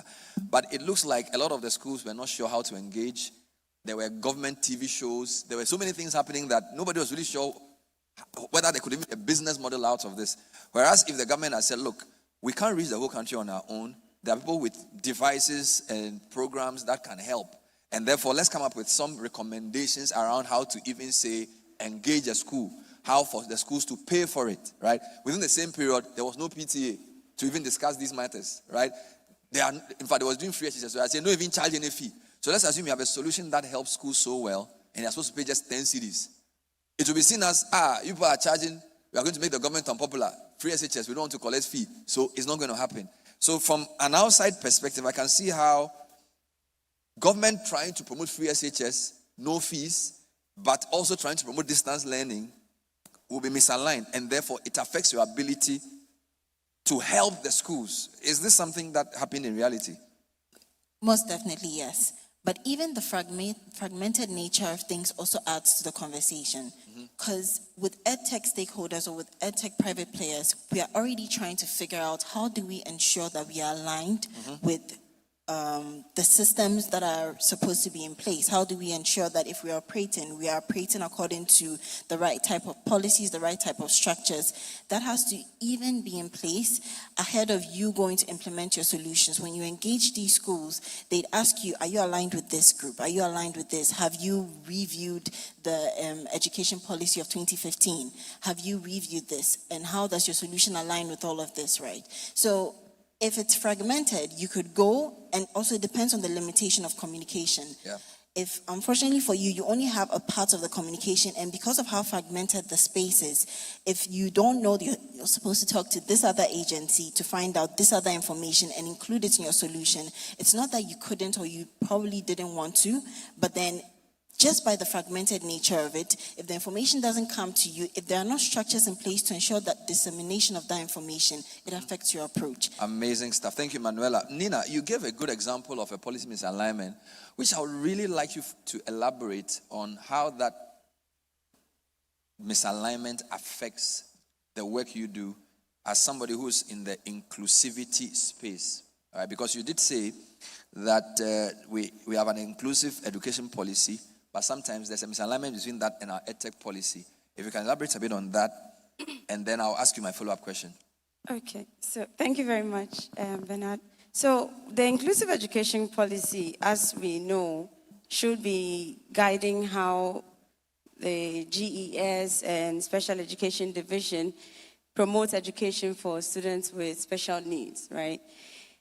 Now, these children are supposed to go through assessments in the assessment centers. They are supposed to either be placed in a special education school or be in an integrated school, depending on the type of disability, geographical location, all these things.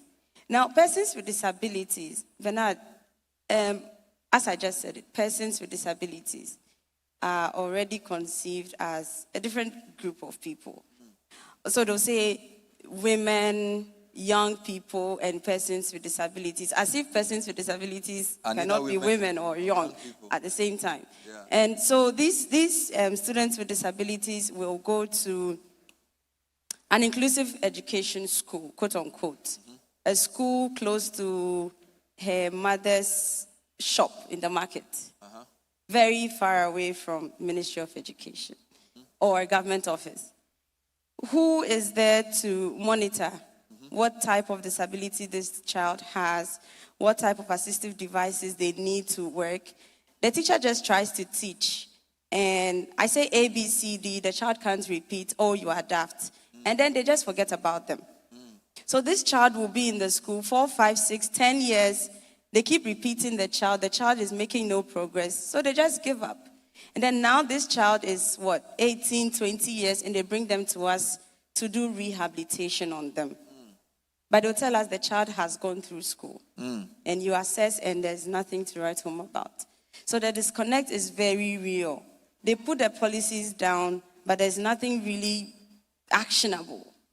You know, you go down to the various schools and you're looking for the special education officers to see if they're even visiting the schools to find out where the students with disabilities are and what help they need. And they tell you they're not resourced, they can't go around. Okay, now there's Citi vet, there are all these things. And they remove it from rehab centers. And so if you are a person with disability, you want to go through rehabilitation, you don't go through Citi vet. How are we harmonizing things there?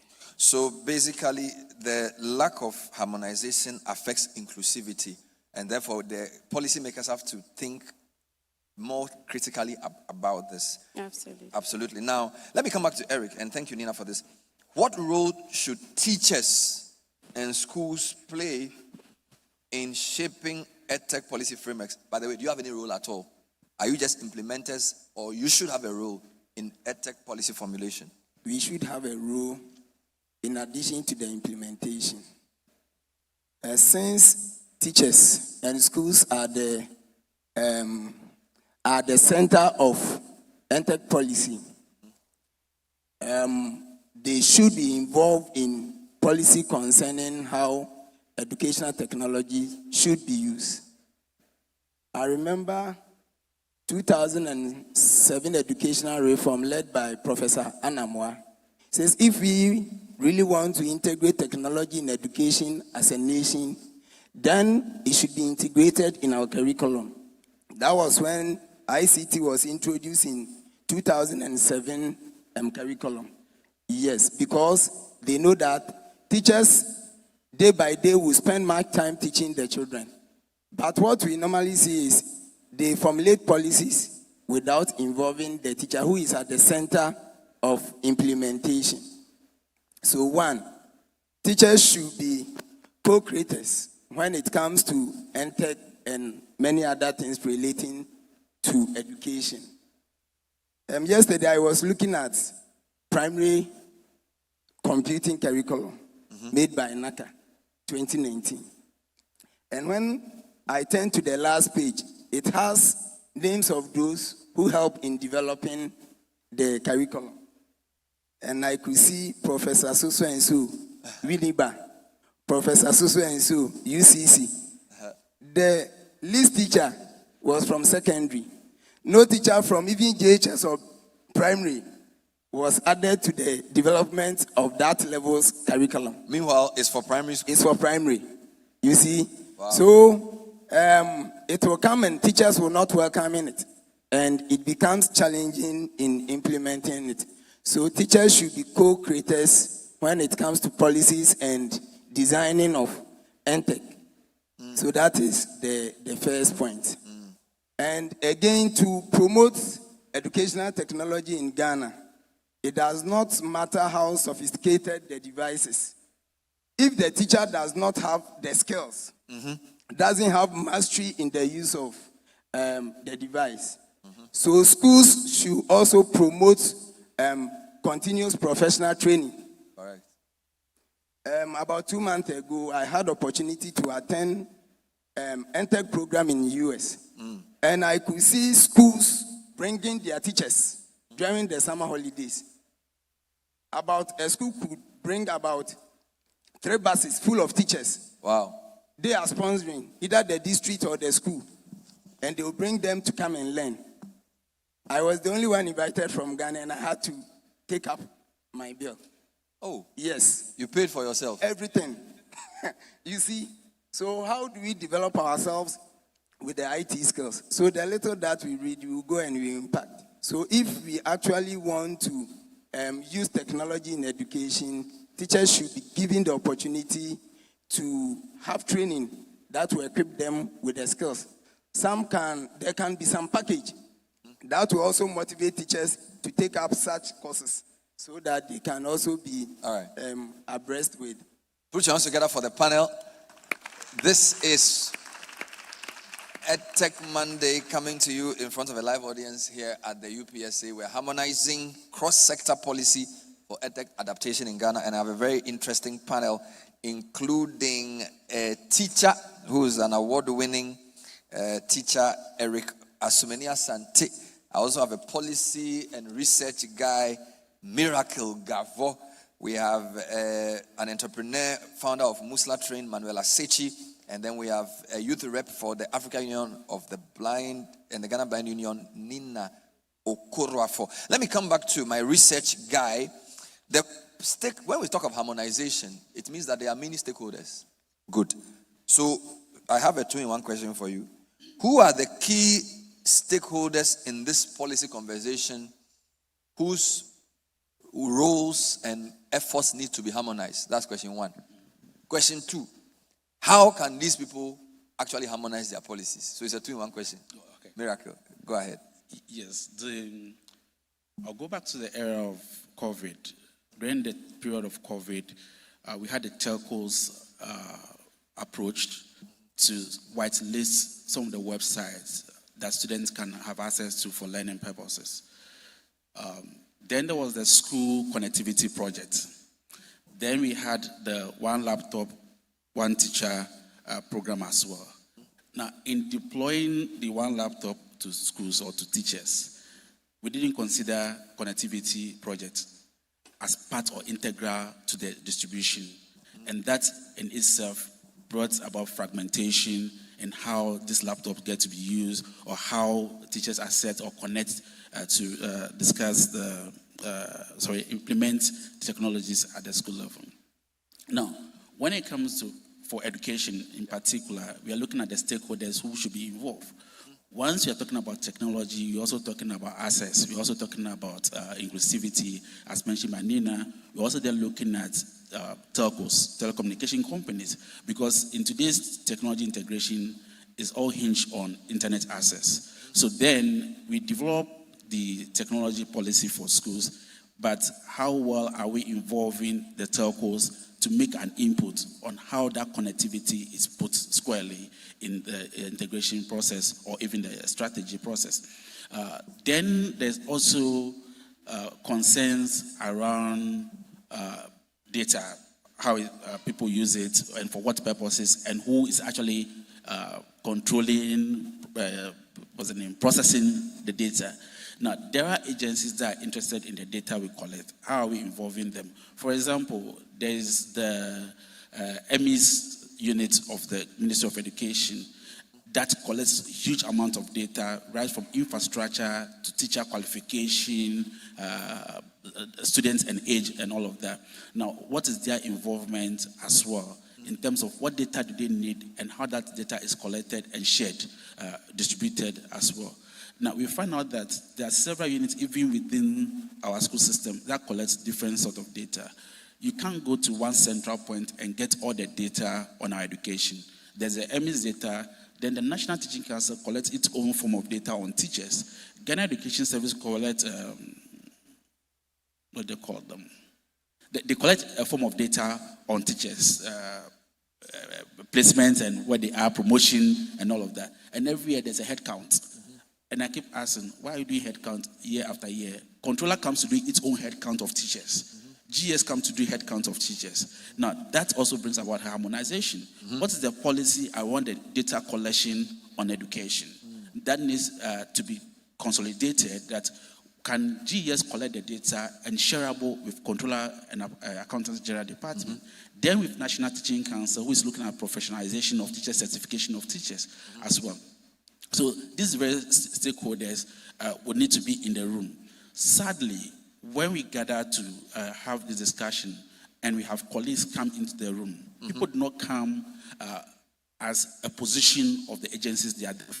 They come in their individual capacity, have been nominated to join the policy formulation. They contribute their ideas, but not a contribution as this is the position of my agency to this strategy. So eventually when we leave there, it's people's ideas that we are taking, but not the organizations that were represented ideas. That sort of also brings the fragmentation that you talk about. On your second question, if you could just quickly... So basically you've done it. I was asking you to name the main stakeholders who need to harmonize their policy and how they should harmonize. I think you've mixed that. You've done that quite nicely. So I can summarize the main stakeholders in three groups. The government, obviously, through their agencies. Then there's the private sector. And then there's civil societies, including people like Nina, right? So on this panel, if we are formulating a policy, private sector will be Manuela, Nina will be civil society. Are you government? I want to know who will be government on this policy. Who will be government? I work closely with government colleagues. So yeah, at least I have an insight into the conversations with the government agencies. Are we always clear as to the fault lines that lead to misalignment? For example, government may have a political or long-term objective. Private sector may look for profit and see a solution. So society may want to correct certain structural imbalances by fighting for the vulnerable. It looks like we have not been able to align those three all the time. Time frames as well. Government may look at a 4-year election horizon. Private sector may want to make their money in 2 years. Civil society may be thinking that we need a 10-year plan to help inclusivity. So I think there's also an issue of timeline alignment too, in addition to the motive. Am I making sense? I'm speaking Greek. Absolutely. Anybody wants to add to this before? Okay, you want to continue. To contribute to that, when you talk about the entrepreneurs or the business community, a lot of the time they're also missing the conversation. I'm currently aware of, I'm having that discussion because there is a policy on the data protection. Then there's a policy on teacher professionalization. Now, businesses have gone to register to provide services for teacher professionalization. 2-3 years down the line, IOCO comes in, and then DPE also comes in.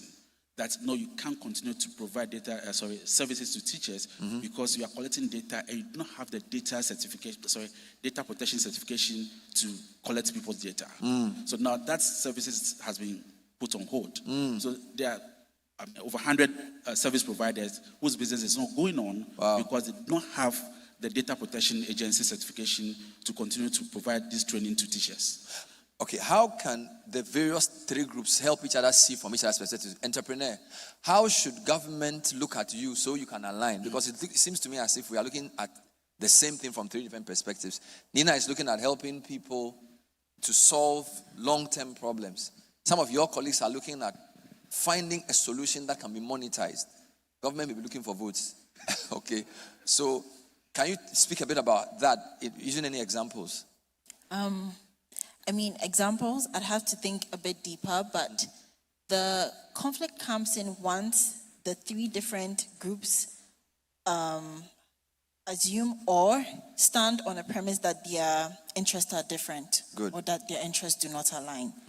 I believe that once we are able to move past that hurdle and come up with an interest that aligns and that cuts across all three stakeholder groups, yes, then the conversation is easier to move forward. As to what that would look like, that's actually a very interesting dynamic that's coming up from today's conversation. But yes, it's most definitely something to look into. And I think it's most definitely something that has contributed to why whenever we are looking at who should be on the table, there are only particular people on the table, because in terms of the goals and the interests, the idea is these are the people that would contribute to that conversation.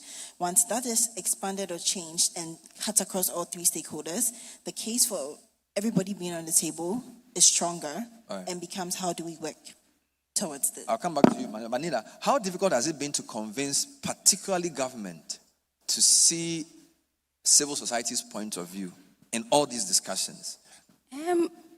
I think in recent years it's better. Okay. And I'll tell you why it's getting better. It's getting better because inclusion has become fashionable. Yeah. The development partners will they will insist. There must be a disability component. There must be a gender component. They call it Jessie. Exactly. All that must be there. So government will say, okay, so we need to tick all these boxes. Let's have a person from the disability group represent on NACA, for instance.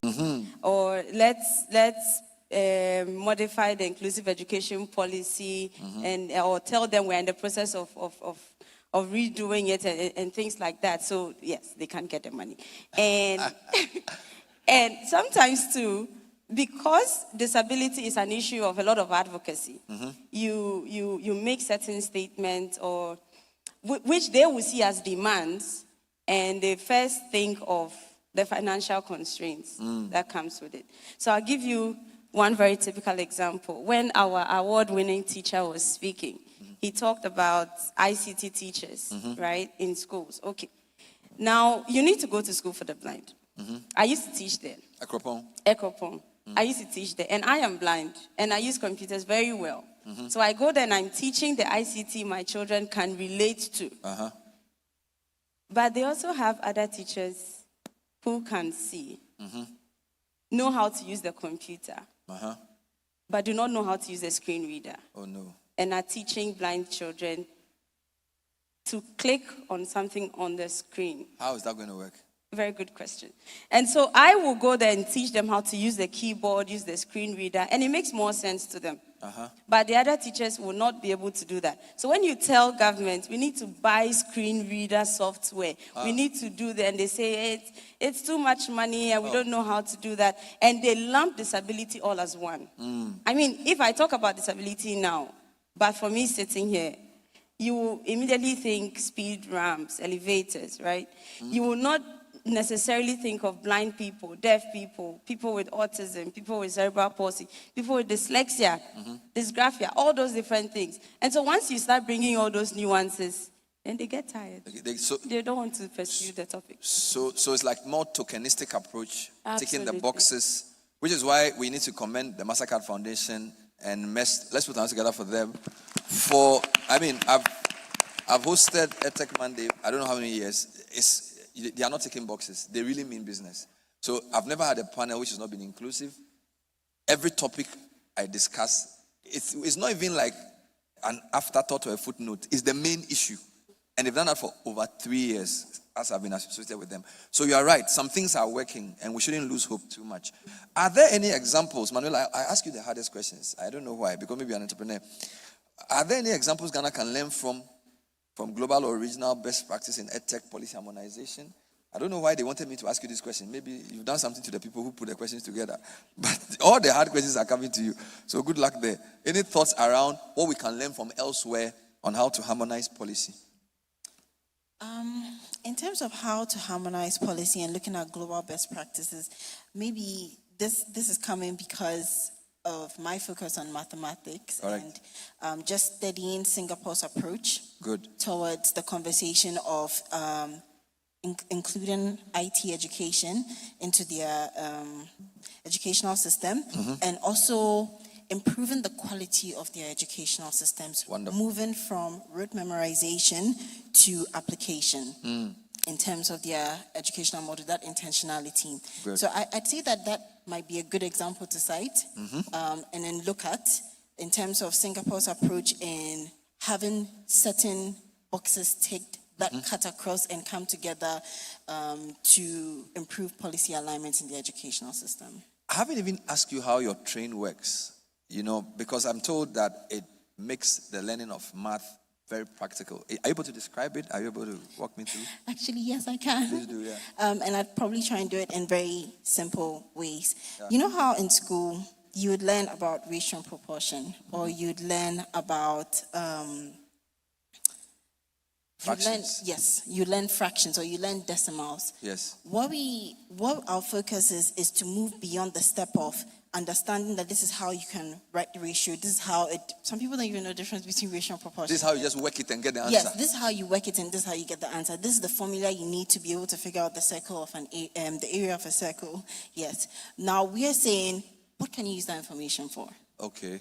That's basically what we're doing. So it's just a real-world application to enhance the way that they understand math and the way that they value it.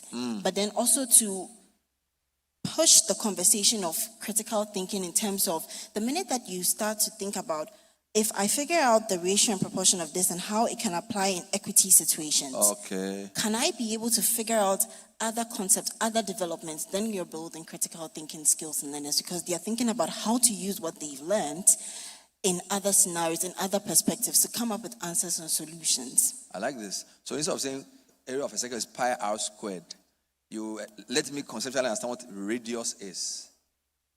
Yes. Right? And then the squared I will get. The pi is the problem, though. No. Yes, and so even just to add to that, so now you go to a circular field, and you understand that if you are talking about the circumference of the circle, you're talking about the path it will take you to run a circular distance for a circular field. How do you apply that? So I can draw a circle and say, I'm going to count how long it will take you to go around the circle. So you're able to apply the concept of finding the circumference of a circle is actually equal to finding the distance of a circular field. Amazing. And then now you use that information to determine how long it will take you, if you can tell your speed, to move around. When did you discover this thing? I would have been doing something better with my life by now. Oh, wow. If I had known that math was this easy. Yes. Let me come to Nina and talk about your invention, because I don't want to just talk about problems. I like the fact that you guys have created something. You have a chess game, which you have, I think it's called blind chess. Was that the name? How did you figure that out? Just talk to me about how it works. Okay, so blind chess, it's normal chess, right? However, our chessboard is tactile. Good. And so when I put my finger on my board, I'm able to tell which squares are white and which squares are black. Correct. By putting an extra layer of wood over one square. So it makes it, you're able to feel that the white squares are sunken and the black squares are raised. Good. Again, when you put your chess pieces on the board, you can easily just shift with a finger and everything is just going to fall off. Now, think about that when blind people are playing. Your game is going to be all over the place. Good. And so we've created extra holes in the board. And now your pieces also have protrusions underneath. Okay. And so you are sinking your pieces in the board. So it doesn't fall fall off easily. Amazing. How long and you discovered this yourself? No, I didn't. No, I cannot. It already exists. It already exists. I went for a program in Nigeria. I learned from there. I came to Ghana, and then I got local carpenters to redesign. So now you are able to teach blind students how to play chess. Amazing stuff. I mean, wow. All right. Before we wrap up, I'd like to turn to this very exciting audience, and I just want to ask you if you have any questions or any contributions to make. We've been talking about harmonizing EdTech policy so we can make progress. We have 4 very interesting people. My civil society person, Nina, my entrepreneur, Manuela, my teacher, Eric, and then my policy wonk, Miracle. I think they've done a great job.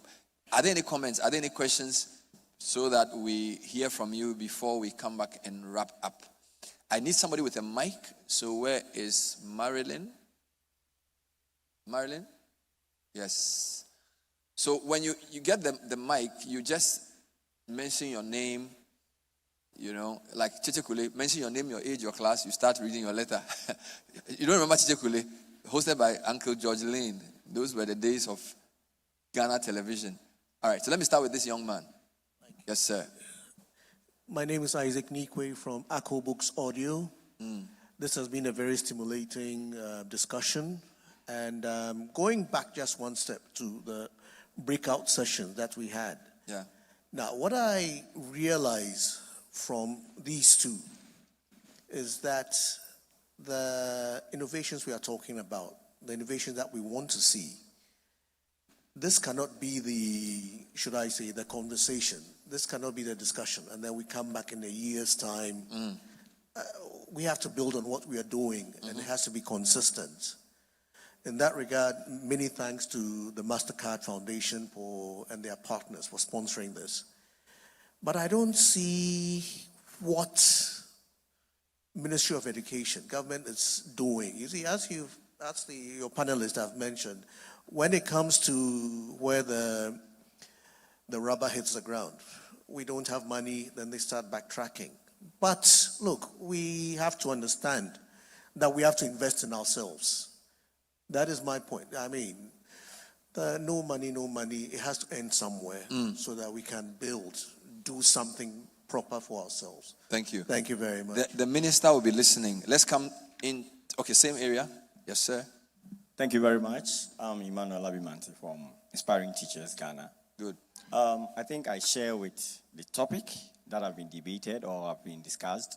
And what I would want to say is that these EdTech fellows, we should learn to collaborate rather than to compete. Good. What I'm seeing is that it looks like we compete. So I am doing this, he's doing that, this is doing this. But if we would come together and then put the resources together, we're able to achieve. So it's not a question, but I think it's a contribution. Thank you, Emmanuel, from the teacher group. Since Marilyn moved to the guy in green top.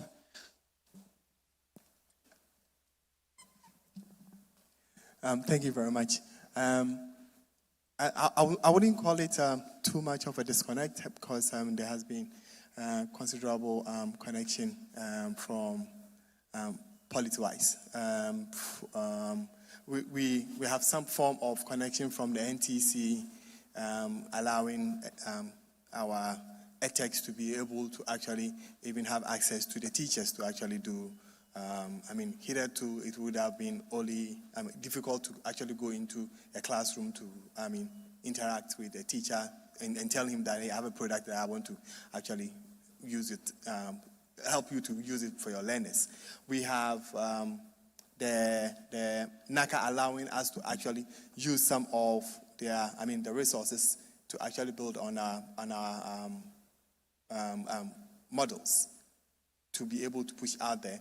And then we have NASIA also helping us with some of their frameworks to actually know how we can actually push EdTech content down there. I think it should actually also be, do you know what you are actually doing? Are you reading a lot before you also start? So I would push also it on the startup themselves that please read first. Read before you actually push into the... It will help me if I know who you are and where you are talking from, because I cannot sort of situate your contribution? You seem to be like an official of government or something. Not at all.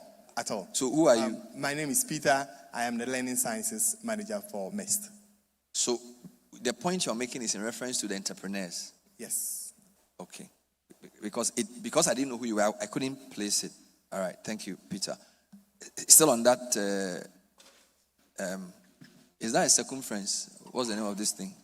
Is it still on that round table? Wonderful. Across. Hello, I'm an EdTech entrepreneur, and I'd just like to give like a metaphor from sports about all this. To me, it's like who is going to own the EdTech policy harmonization? Is it going to be government? Is it going to be innovators, communities, teachers? Who's supposed to own it? And then with this fragmentation, current fragmentation, what are the learners going to do? Government is setting the rules of the game. The innovators, educators, and communities are all the players, right? But everybody is chasing their own goal and keeping the ball to themselves. And then the learners are on the sidelines. So how do we get everybody passing the ball to each other and bringing the learners themselves into the game so that we can score some goals? Wow.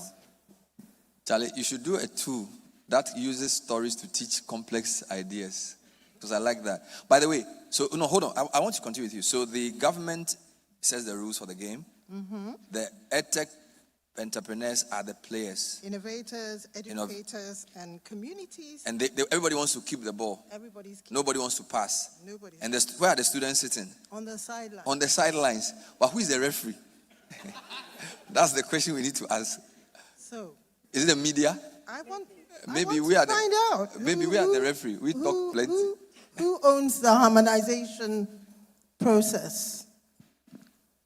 It's a case study, so she's asking you, not me. So stop looking at me. Asking the panel. Panel, it's a good one. Miracle, do you have to say something? So here, I'll give a special mention to Kingsley Boachi at the Ministry of Education. All right. I've been following since you joined in the last 3 years. When it came to this particular document, the EdTech strategy, he's been one person who said, look, you need any information around the EdTech strategy, who to talk to, which organizations are involved, who are the partners to be connected to. He said, come to me at the ministry. And you go to him, he's able to point you to, okay, who you need to be in touch with regarding each aspect of the policy. Following on the back of that is also then having CENLOS responsible for digital education, working closely with his unit to sort of bring this harmonization. And from where I sit and having been working with technical assistance to the ministry's agencies, is the first time I'm seeing that sort of effort being put into harmonizing a strategy that when it comes out, eventually you have everybody covered, everybody included in that field of work.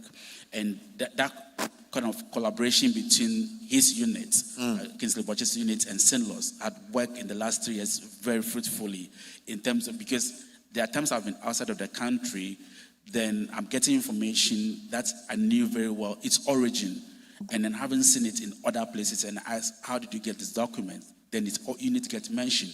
Then the other place you hear about is coming from CENLOS. Then, because currently I sit on one other digital network platform for policy and advocacy, and they've had this chance through CENLOS and his unit to be able to make contribution into the EdTech strategy document. Okay. So for now, if there's anyone who is still in doubt in terms of who is doing this harmonization, there is a desk which is headed by Kingsley Boachi, the Minister of Education, that is leading this harmonization. And thanks to the EdTech Fellowship, Mastercard Foundation, this work seems to be gaining grounds, because at every convening, you are seeing the Mastercard Foundation, you are seeing West Africa, trying to get the people who matter into the room to have the conversation also going. Thank you for that information. Would have loved to have Kingsley join us here. If there are no more questions, I'd like to come back to my panel as we wrap up. Do I take that as your closing comment so I can work my way here? Or do you have anything else to say as we close? What's the way forward? The way forward is there's a lot of information out there and scattered. Now, for us interested in the space, we also need to do a lot of work, our homework, and then find out where are this information. If you get it from one source, make sure you go for to speak to who the next person has been mentioned. We shouldn't sit with one organization think we can get it from all of that place, and then do a lot more advocacy with our own work, and then get people contacting us to reach out how they can support the work we do. Thank you. Thank you. Let me come to Eric. Closing thoughts. As a teacher, what I also want to say is that to implement a successful educational technology, one, teachers need to be trained on how to integrate this technology into education, not forgetting parents, because learning takes place at home. And in every home, there is a technological tool. Now, about 90% of our homes have the tablet or smartphone.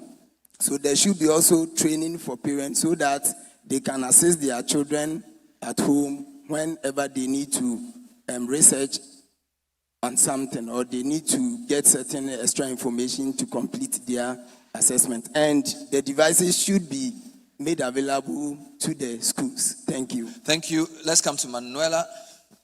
I think for my end, in terms of closing comments, what I would say is all of this is great in terms of the conversation of policy alignment. And I just want to add that whilst we tackle that as a problem and we try to come up with a solution to it that is policy that is aligned across sector, I would also like to make the point about communication.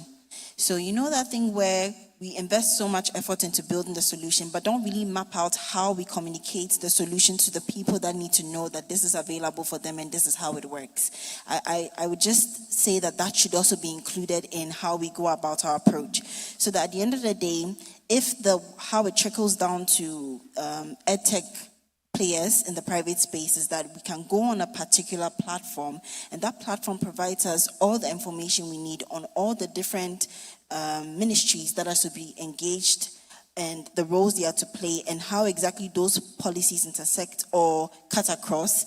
That would be very, very helpful. So we don't have to now reach out to one person in one particular agency and then find out we have to go here and then, miss the point somewhere. So if there's policy alignment, there also has to be communication to the stakeholders that need to understand how it works. And I'll give the last word to Nina. Thank you, Bernard. And so I will join my voice to all the very great comments the rest of the panel have said, and to continue to encourage them to reach out. Let's strengthen the partnerships. Private sector don't design necktie pins for blind people to be walking with, and what if I don't walk with a necktie? Let's co-create solutions. Private with civil society and government and private, everybody, teachers, students, community people, let's all work together.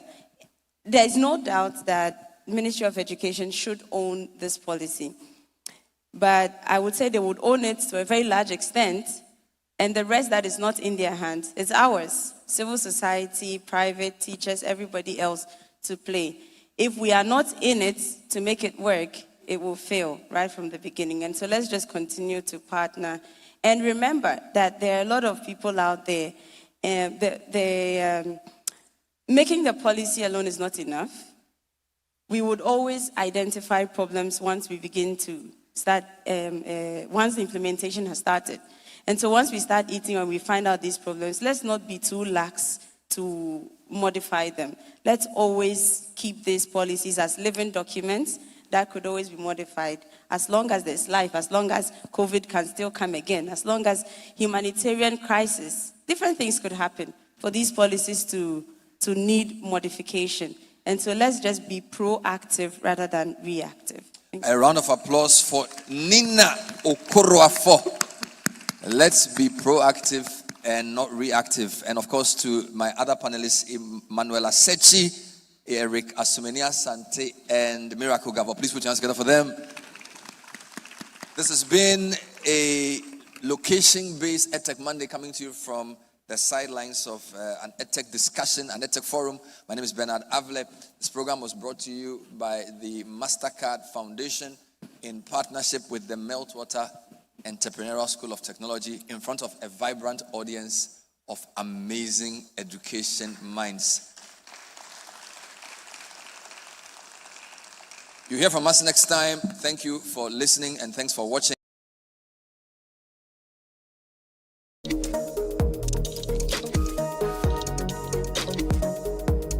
City 97.3. More variety. Do you know what that is? It's the sound of me looking into my knee.